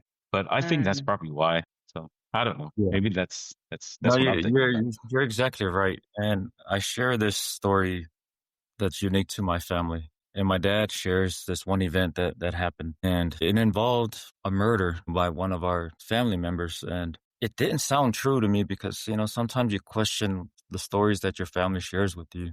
Is there any legitimacy in, or was this something made up? And I went and, digging in American Samoa Bar Association, I came across the story and I just thought like, oh my God, my dad was telling the truth. But then again, going back to what you were saying, it just said, the offense. That's all it says. It's very shorter than what Imoa stories is. All it says is, these are the two names who were involved, in the murder. But then it doesn't say any other details of what happened. But I think it kind of goes back to what you were saying. We don't want to inflame the situation. Maybe the two families that occurred shook hands. It's forgiven. Samoans, Mhm. once something's forgiven, you let it go. Let's not leave it out there in the open for the rest of the public to continue to stir up, and then the families will have war. So thank you, Brother Kalani, for bringing that perspective. Yeah. You're welcome. Or it could be one more thing. There was not enough money for funding to save all those files. Now you're speaking politics. Oh my God, that's right. So I think we covered the Imoa story. Did we leave Yes. anything Yeah. out? Yeah. And for anyone that's interested in listening to the story, if you're not familiar, just go listen to Faafofoga Samoa, listen to the song, and then we'll share what Kalani was mentioning earlier. It was an apology from Imoa before his execution. So it was his last words, apologizing to the people, the family, and the villages he came from, apologizing to Simba, and all that stuff. Okay, before we move on, Elias, I'm going to read some of these comments. Okay. Okay, from High Chief, no more kava for me. Trying to keep Mike out at bay. Good for you.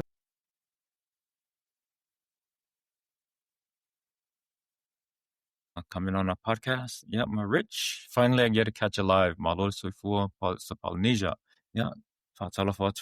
You're rich, and it's like you gotta patent your stories to make it valid. Yeah, that's so true. So we have so many stories out there, but like we said, that's the beauty of the Fasamoa is we have to encourage others to tell your stories because we have so many people who are afraid to share their stories because they know what was so popular out there and they're afraid to share their versions because they know that people will make fun of them or a lot of people will say, you're stupid, your version is wrong. And we shouldn't attack people for bringing their versions out because you don't know that piece of information may contain one small snippet that will make your version complete.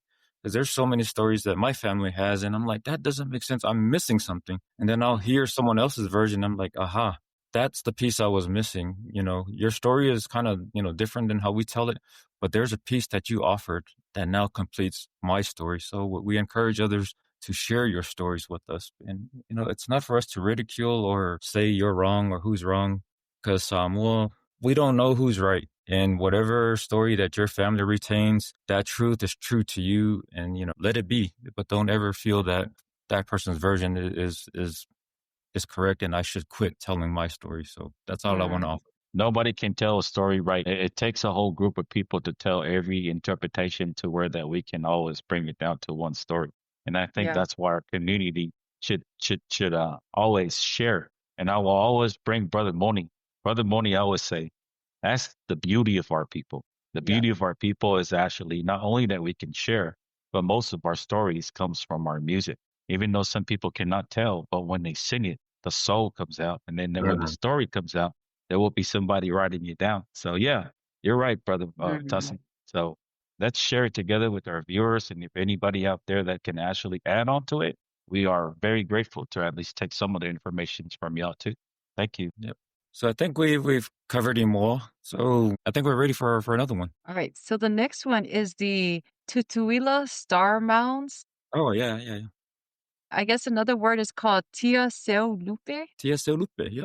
Kalani knows a lot about this. Go ahead, Lasso. Oh, Not really. All right. So, from what I understand with this findings, this was created. It was more of I believe, an activity, a game that was held with the chiefs and the villagers. And so, here's just a little picture of how it looked like, and then let me share another image of how the game works. So, let me pull that up real quick. It's very interesting. We didn't have rugby back then or cricket, but we had this. Tia Seulupe. All right. So the way that the game works, and let me just read some of my notes. Okay, so the game took place on a star-shaped earthen mounds, usually built on ridges so pigeons could see them easily. The small grass huts, which you see on there, were built on the arms of the mound, each with a hunter hiding inside. Mm. And so chiefs and high-ranking men were the main participants.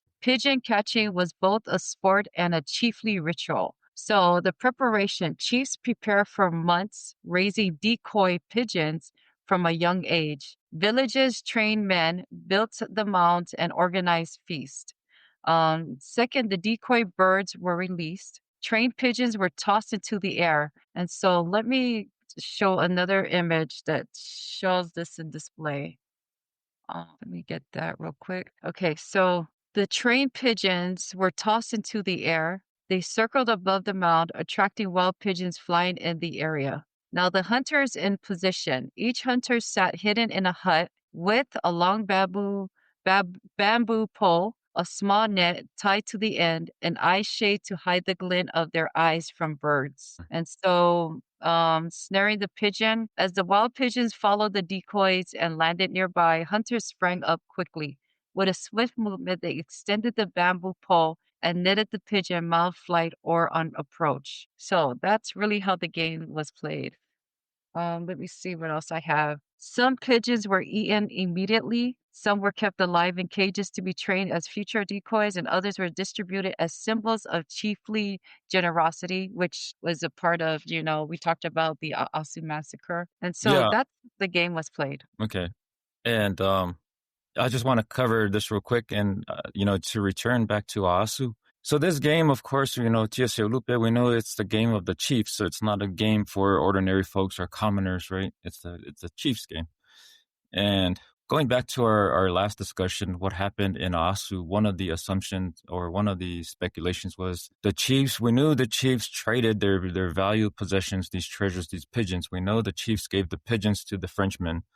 And in honor of that, but then when the issue occurred where one of the Samoan men got on the French ship and he was unruly and they tossed him overboard and the Samoans were now getting riled up. So they knew that they were in danger. And then the Frenchmen, in order for them to teach the Samoans, how strong these weapons are, they tossed those pigeons that the chiefs gave them and they shot them with their firearms. That was their show of demonstration to tell the Samoan people, this is what we have. You've never seen this weapon before.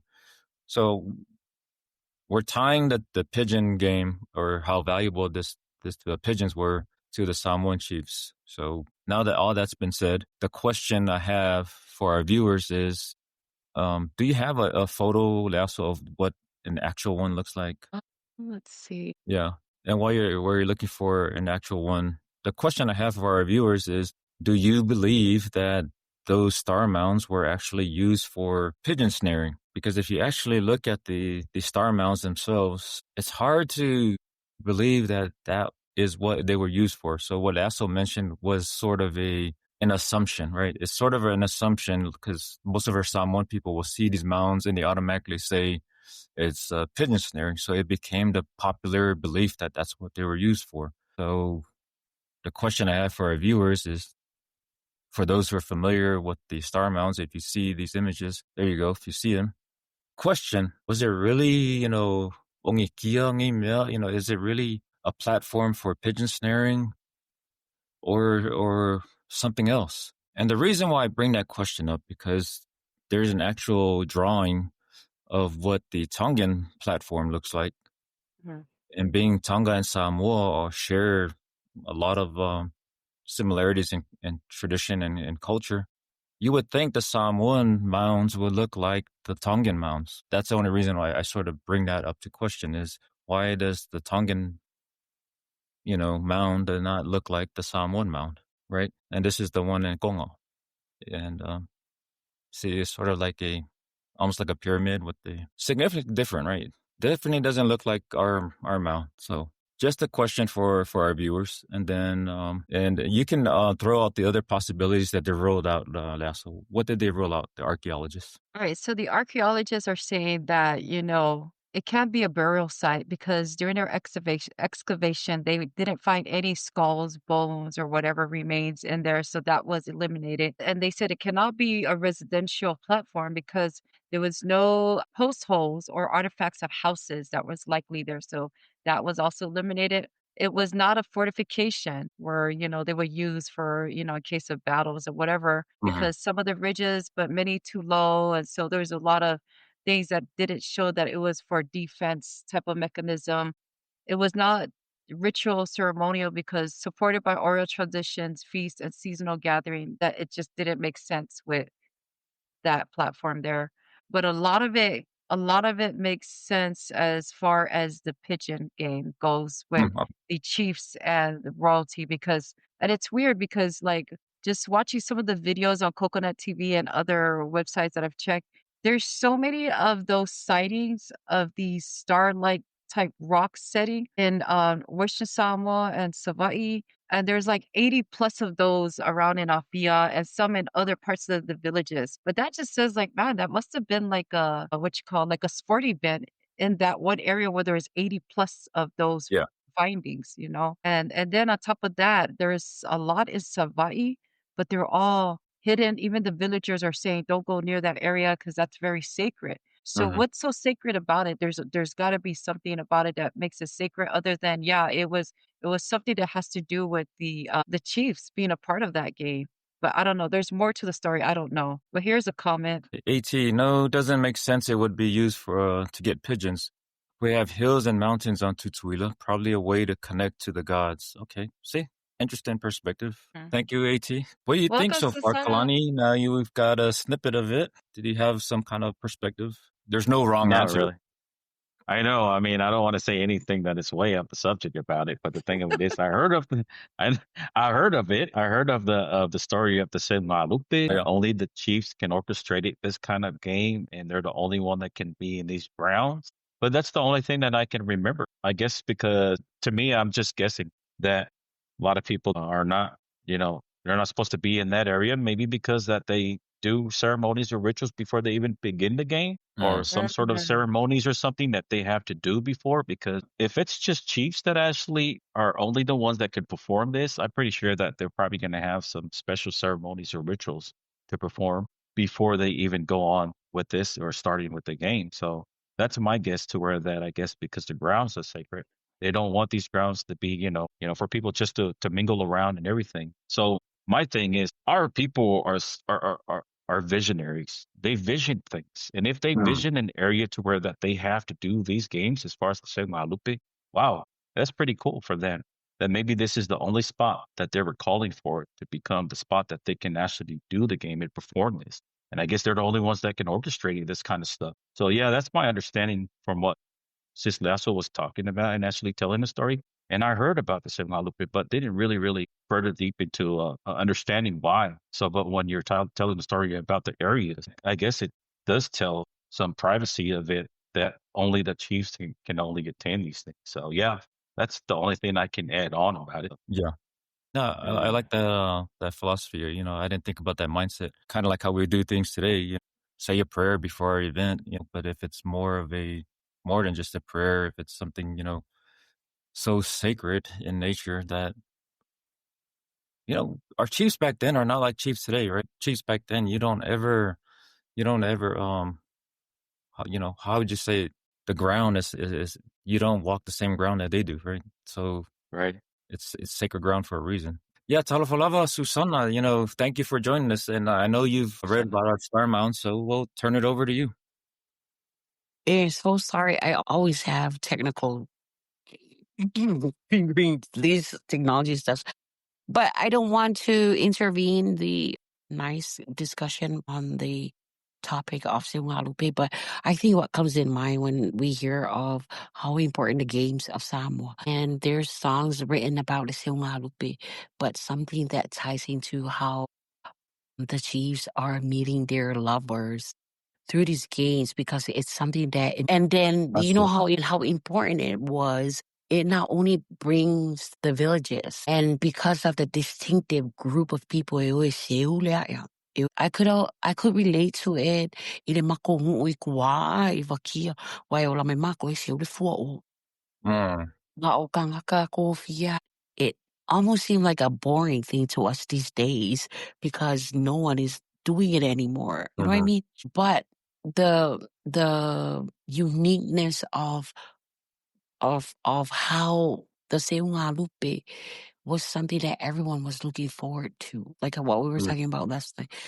But with this Seunga Lupe, it not only brings the distinctive group of people that does it, like the chiefs. And when it's passing down, these are like the very selective people everybody look up to. And with that, it not only brings them together as a community, but at the same time, they're building language and it's like mm, something that if I basic metaphorically relate to how the Samoan people were live. It was, it's like it's a trend, but a trend that was rich. You know, it's the capacity of having these things. It was like rich to the culture because o mai e ka haka e whaere ka pua inga mhm. e ka pua ia kilalo mo I lalo le malai.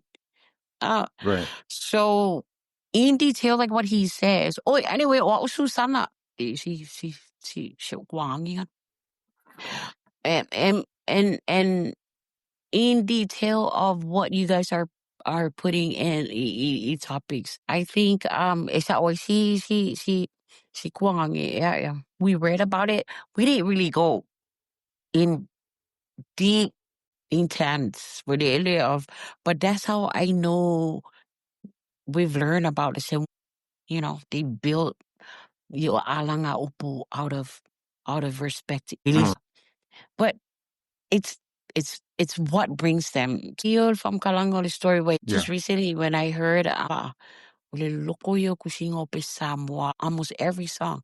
And one of the song it has to do Ilipisi Samo. I'm trying to Yeah. figure out an English term to that. Agility. We were If mentioning it I earlier. Agility. Yeah. Yeah. No, I wanna go back to what you said. You know, you bring up an interesting point, and that's kind of what we're actually not really trying to tie it to the Kioso Silupe, but we also wanted it's mainly the formation of these rocks. Yeah. So if you can bring up, there was two comments that came up, and they brought up an interesting point. Okay, so we have the altars, right? This is like another thought process, altars of worship, and then someone else brought something about constellations. Yeah, so maybe connections to the constellations. So some of the studies I've seen out there, they're saying the formations are somehow the way they're organized is similar to the constellations. But like Sister Susana was saying, aside from Kiasulupa, we had other games. Like we had whatever game it was, the football, footballs kids were playing, Leatongi, yeah. one of the games. Then we know that our Samoan people had wrestling. We knew that they had boxing. So those are other The games, are as possibilities of the use of this land. But then the other thing I wanted to mention was what Kalani said, the worshiping part. So we know that there at one point, our people worshiped the octopus, Leakua, Orse. So if you look at the formation of the rocks, it almost looks like the outline almost looks like the octopus. So just throwing out different varieties. So, but I still want to acknowledge the Gyaseo Lupe, even though I don't agree that that is. But that's one of the leading beliefs. So just for our viewers, it's worth a discussion, and I wanted to throw it out there. So I think interesting. one of the Seungalupe unique story ay sa mo li Seungalupe malia ko mamangya fainga. It was written in books. Mga because sa o nga o kamali o li kapinga ngol Seungalupe. O ka nga ka You guys talk about the environment and how because you always say but you know how it is that the unique but it's funny for yeah ini nga ka kapingay.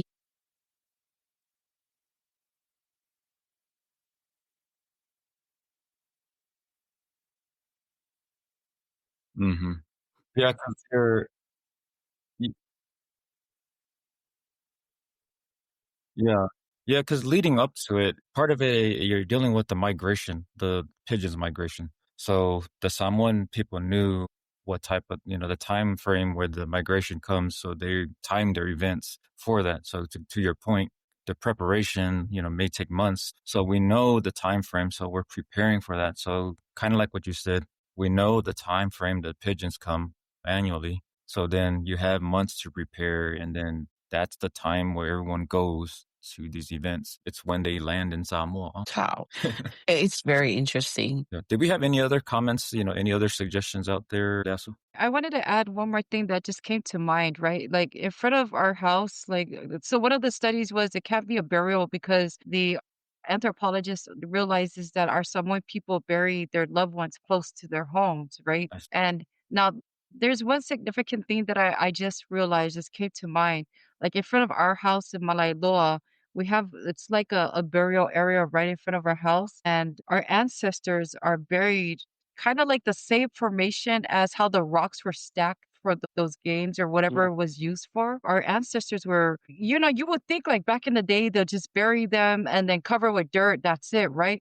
But they had rocks stacked on top to make a formation of, to show that this is where they were buried. I But see. the fact that they used these stones to build that monument for their burial, it kind of makes me wonder. I wonder too because it's the same type of technique that was used to build that star a formation for this platform.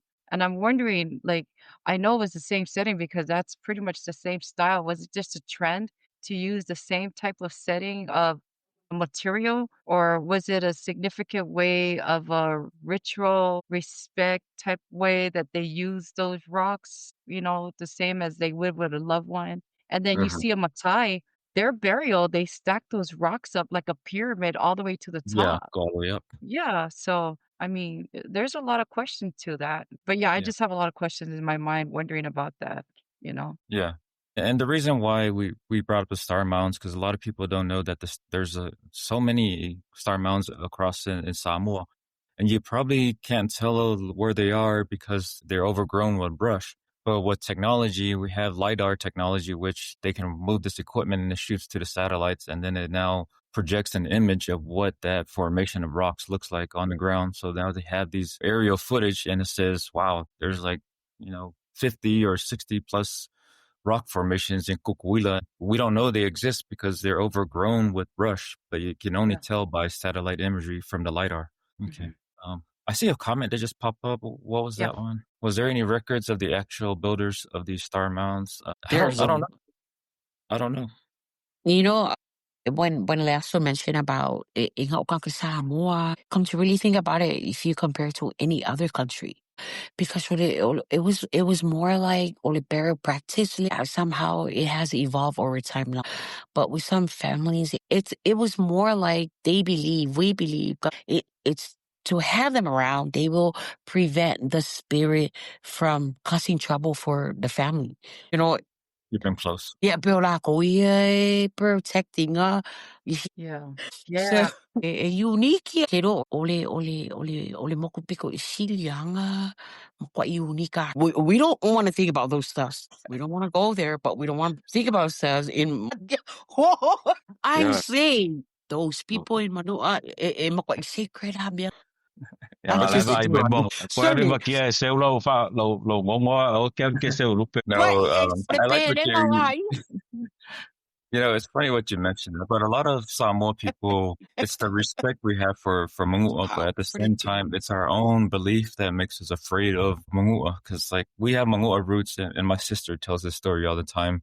Because my grandfather came from Mangua, and he's buried in Vailoa. So now my Mangua family are buried in Vailoa, But you know what the Vailua people say? No, they don't want to go by that burial ground because, Mangua people, they're so fe'ai. And then, like, it's offensive what you just say. That's my great grandfather. Why would you say something like that about my great grandfather? You just assumed, we're evil spirits. Just not to go off subject, but if we think about it, remember back in the days when Tuitonga, the Kemiriana Fatma Vai, Kuikonga Kuimangua. There was one wish that Kuikonga wanted to take before he left Mangua, right? And that wish was he asked Tuimangua, I want. Yun. Iniyay. But what did Kuikonga did? He did it. Anyway, when he saw Kuimangua was out of sight, what happened? He died immediately when he died. Yeah. Yeah. But if it wasn't for Kui Mangua telling Kui Konga's, I guess the bodyguards to go back, when Kui Konga came back from there, that's when he knew this is something that any Polynesian islands in the Pacific would never mess with, because Kui Konga is one of the powerful goddess in the Pacific. I mean, if there's anybody that can validate that, but that's my belief that's what. I think the story you're sharing, funny. It's about like the song you hear in several Polynesian islands outside of Samoa at funerals, right? And you question, why would these other islands sing this song of forgiveness, right? Or begging tui manua, tui manuai, tui manuai, tui manuai, like this praying. This is not, tui manua is not your king of your island, but then why are you singing this song, right? So even though these are oral traditions to Samoa, but then these people's islands are singing this at their funerals even today, which then you question, the Tui Manua story must be true for these other islands to be singing this at their funerals. Because, there's some islands, some villages in Samoa that also sing this praise to Tumanua. So why are these other islands singing this praise to Tumanua? So then, there must have been some connection and some truth to his role, and kind of like what you're alluding to. That same story. See, I guess that's why what it leads down to, where we're so off subject. But just one thing that you just kind of remind me, brother. Every time every time after a sua is finished, you will always hear the first goddess name that comes out of their mouth is Wimanguai, Wimanguai. And then the second goddess is Uya'ahai, Uya'ahai. And the third one is Baliekwai, Baliekwa. Maybe, so these are probably like one of the dominant goddess that we know. That and someone said that's why it's called the Motusa. Daily Bible Readings 2024. That's why it's called Motusa. So thanks to our viewers for just sharing, and thank you, Brother Kalani and Sister Susana, for bringing, that, there's nothing wrong, venturing a little bit out of our subjects, but because they all tie together, so it's still worth mentioning. Okay, so we visited that one. Which one are we going to hit next? All right, so we're going to talk about Fatu and Futi. Okay. Fatu and Futi. Okay, let's do that. Vakia.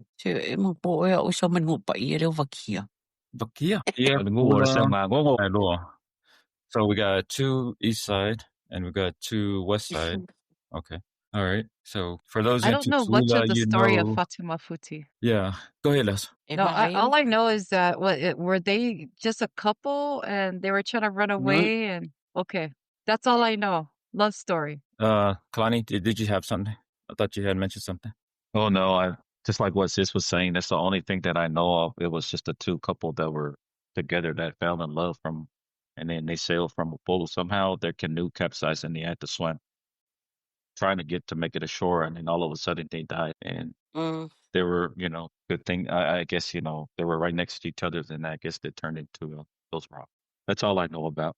Sorry. Yeah, and I think we all share the same understanding of what we've heard so far. And what we wanted our segment, because we're on the top of the hour, was we wanted to carry what we know, like our normal stories and some of the modern stories, but then we also wanted to cover this segment as one of our legends. And we have like 3 legends, to cover. So Fatu Mafuti is a beautiful story that we've heard, right? The couple that, were seeking refuge and they made it to Tutuila. And this is where, supposedly capsized, and that's where they are today. What was your understanding of this story, Susan? I only Pacific Lafui, and that was my first time. Fasumafusi, it's a legend. I think but miangay ka o kalafatsum makala faafangung wakako, because sa ol kalanga, it was the story of a tale on eternal love endures. Iliu maunga, ilumo Yeah. it's like forms mamaya, because these rock formations was very unique. But because of that story, and it was more like one, it was like a sacrifice of the two lovers that they didn't want to depart one from one another. But it was more of something that ikangaka. Epeo o Guam, a fully story, love story, ilan form of Guam. It's got our lover point. We've been to that place in it's Huh. called our point, but because the may also musun lang wa kamali chief and for kama falang, but because they want him to, but the a line forms if a makalai story. The Pacifica, but one of the uniqueness of our own in Tutuila was this. So I will never get away from what you guys just start talking about it, because I know that is like the one story that passed down to us, and it sounds so identical. And then again, for our villagers, from there you may have a different perspective too. But we love sharing these stories because, we always ask when you hear our ancestors or our elders share these stories, there's always a meaning to it, right? What's the meaning, that the underlying meaning of these stories, and that to me it was about the love, right? The dedication to each other all the way to your last moments was you never abandoned each other, right? You were there. It's kind Right, of like, and you hear that in a lot of our stories. It just shows, what true love is, what our people had respect for each other, the relationships. right, So, right. I wonder about the people who live in that village, right? They've lived there for many years. There must have been some type of story passed down to that family that lives in that area Mom. that yeah, a lot of times like our people we share stories, but there are times where they decide to hold back and only keep it within their own family. So I'm wondering, what stories are you guys holding back from everyone that we don't know about, other than this is Fatu and Futi? Right? Because there's a reason why you named those two rocks. Of all the rocks that are sitting on parts of the island, you decide to name these two rocks. So there's got to be some story or some myth behind that that's more than what we know. yeah, there's one that's in Leone, Africa. It's Le Niwa Ni. Veve. Yeah, so that's another one, right? That one also has another story. So any types of rocks, formation that's sort of separate from even Mount Alava has its own story, right? So there's so many different rock formations that has a story. But the other question I wanted to ask, when we were talking about this story right here, is there any proverbs or any words that are used in our speeches that come from their story that we know of? And that's for our audience too, our viewers. If there's any words that came out of, this love story that we use today in our laumas, feel free to share that with us. I don't know. I'm just questioning. Maybe there is, but it'd be unique if someone says, "Yeah, here's one that it came from their story." Because most of our alanga upus, they come from different stories. But I was always interested in if there was anything that arrived from these Kukuila stories. Mhm. The question I want to ask too is like, our people like to tell stories, because, the little kids to keep them entertained because they didn't have PlayStation or, by the way, I'm trying to sell Wow. sell my son's PlayStation here who's leaving to college. So whoever wants to buy it, let me know. So these are probably a way to entertain these kids back then, I guess. But my question is, what was the story? What was the lesson behind the story? What's the moral of the story that you're trying to teach the kids, No, you're right. And to answer your question, so my grandmother, this is what she used to do. She would always, after we bathe, it was a mua thing. She just fuck up, after we shower, she would then just us, just from the Samoa. And I didn't like the smell of it, but then there's something about it.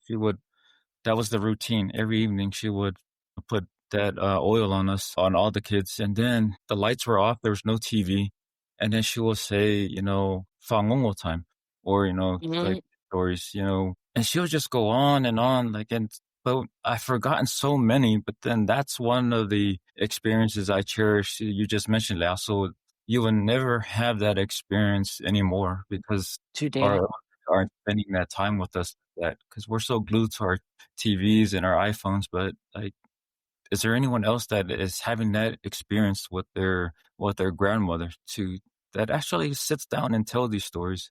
And I wish that, when I was young, of course, I was probably in fourth or fifth grade. But I still remember that, that unique moment. That was the old Fasamo.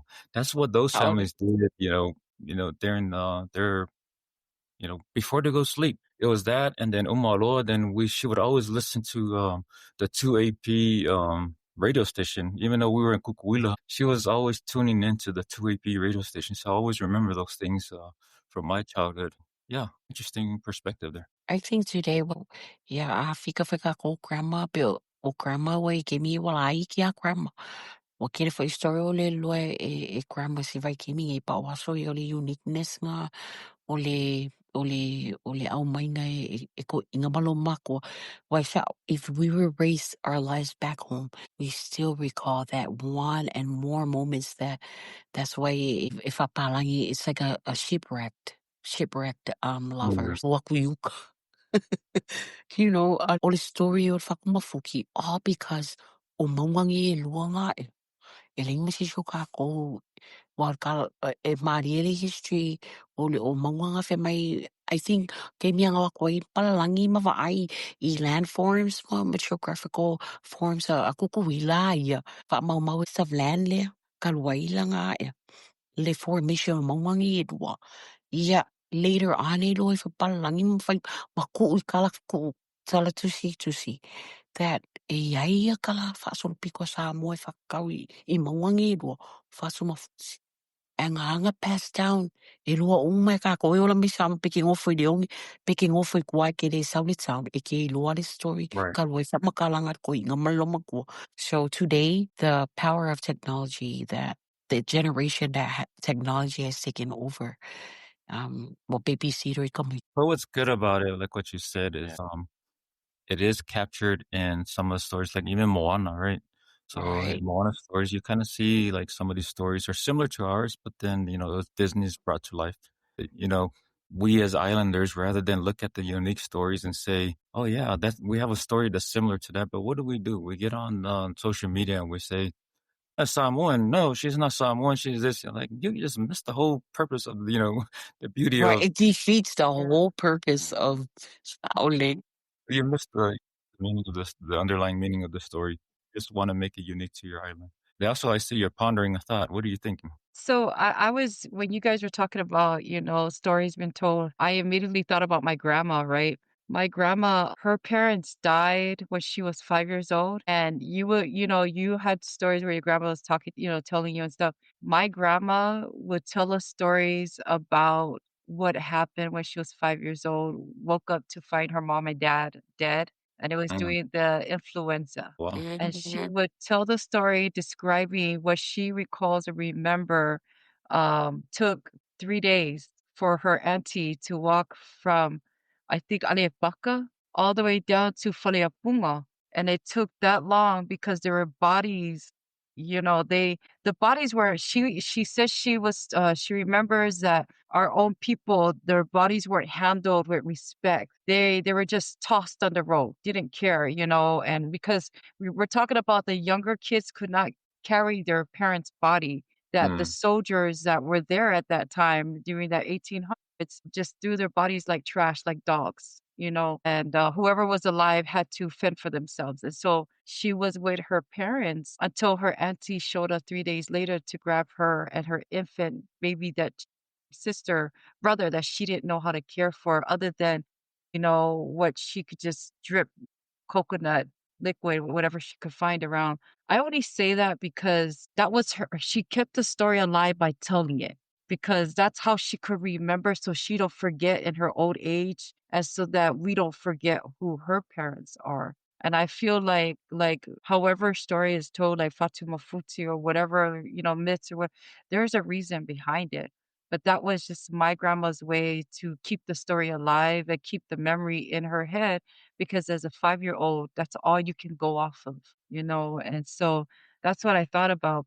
But I also thought very interesting with Susana last night when we are talking. You cannot find any other culture other than in Samoa. I don't make Tonga is probably the same. Any Samoans all over the world, you come up with that one song or whatever song, like Wafa'afetai, that everybody knows the song. Everyone will sing it, in unison, just like other songs. Every Samoan knows that we will all sing it in unison with a beautiful voice and we just feel that spirit. And I feel like that's the same with the stories that are passed down. Right. It's all in unison. And I think that's the uniqueness of our people is that we need to share the stories. We need to talk about it. We need to be able to be proud, no matter the good, the bad, and ugly, but understand that that's what makes us who we are.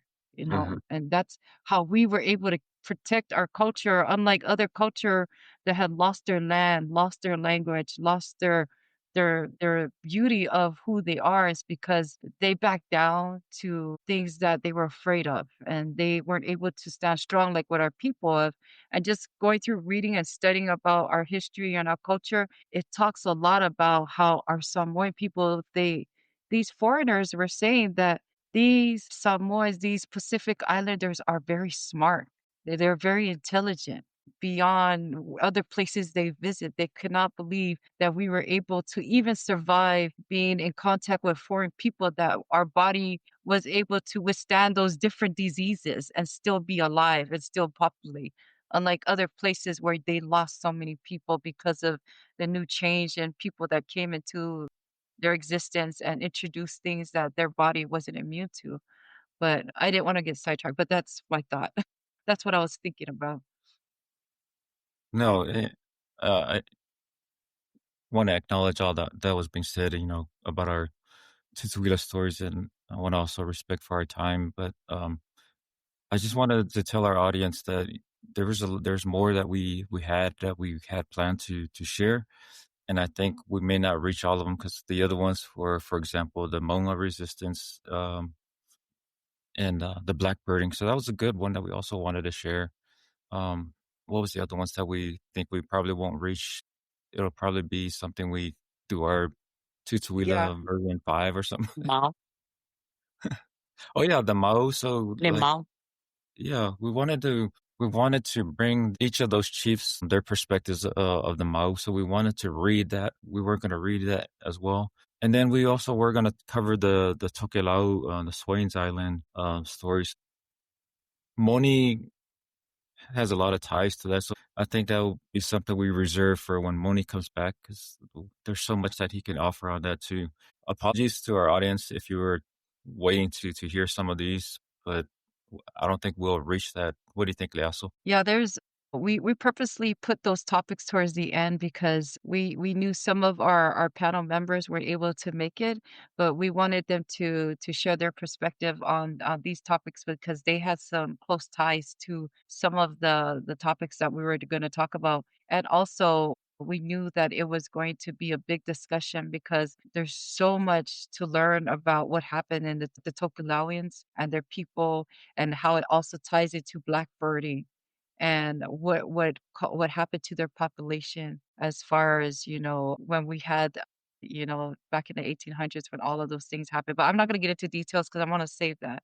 But yeah, that's So I think we're gonna sort of wrap it. We're going a little bit over to what we normally cover.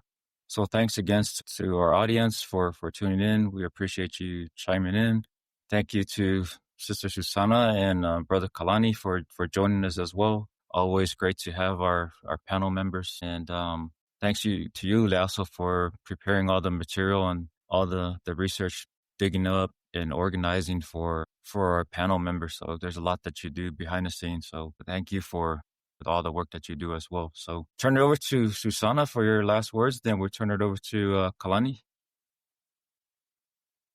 I'm so grateful. Thank you guys. I think I've been away, but I'm so grateful that it's more like a refresh and hearing of all panels and their um sharing stories. It's more like a reminder to all of us how unique our culture was with the connection with everything, the environment, to our people, and to who we are today. Thank you guys. Thank you, Susanna. Yeah, once again, thank you all for viewing our cast today. Just want to let you all know that this podcast and this platform right here, it's all about any Polynesian out there. And my thing is, I would say the word is share. Let's share it.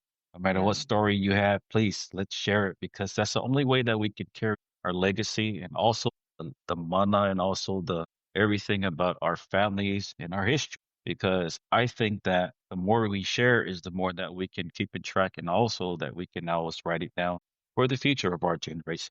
And my last word is in Samoa. All right.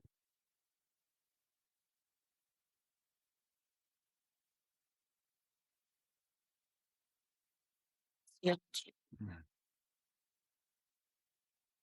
So fua maraloina. Thank you. We are. Yes, sir.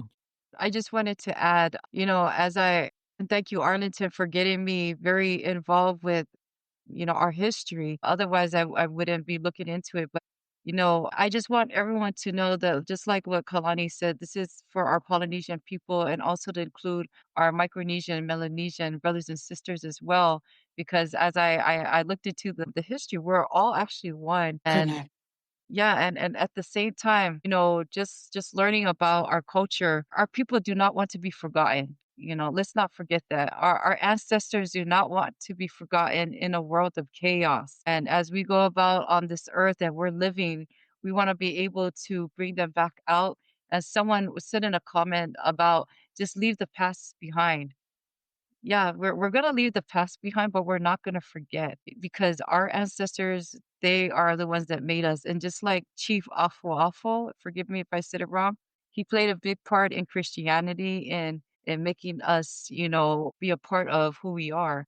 And all those who have gone before us, they played a big part in who we are as Samoans, Tongans, Marians, and Pacific Islanders. And so let's not forget our people and let's share stories. Let's talk about it. And if there's a story you want us to talk about or bring up, let us know. Send us a message and we'll get into that and bring it out to life for all those who want to hear about your family story, your family's legacy, because that I believe is meant to be for us to share for everyone. So that's my say.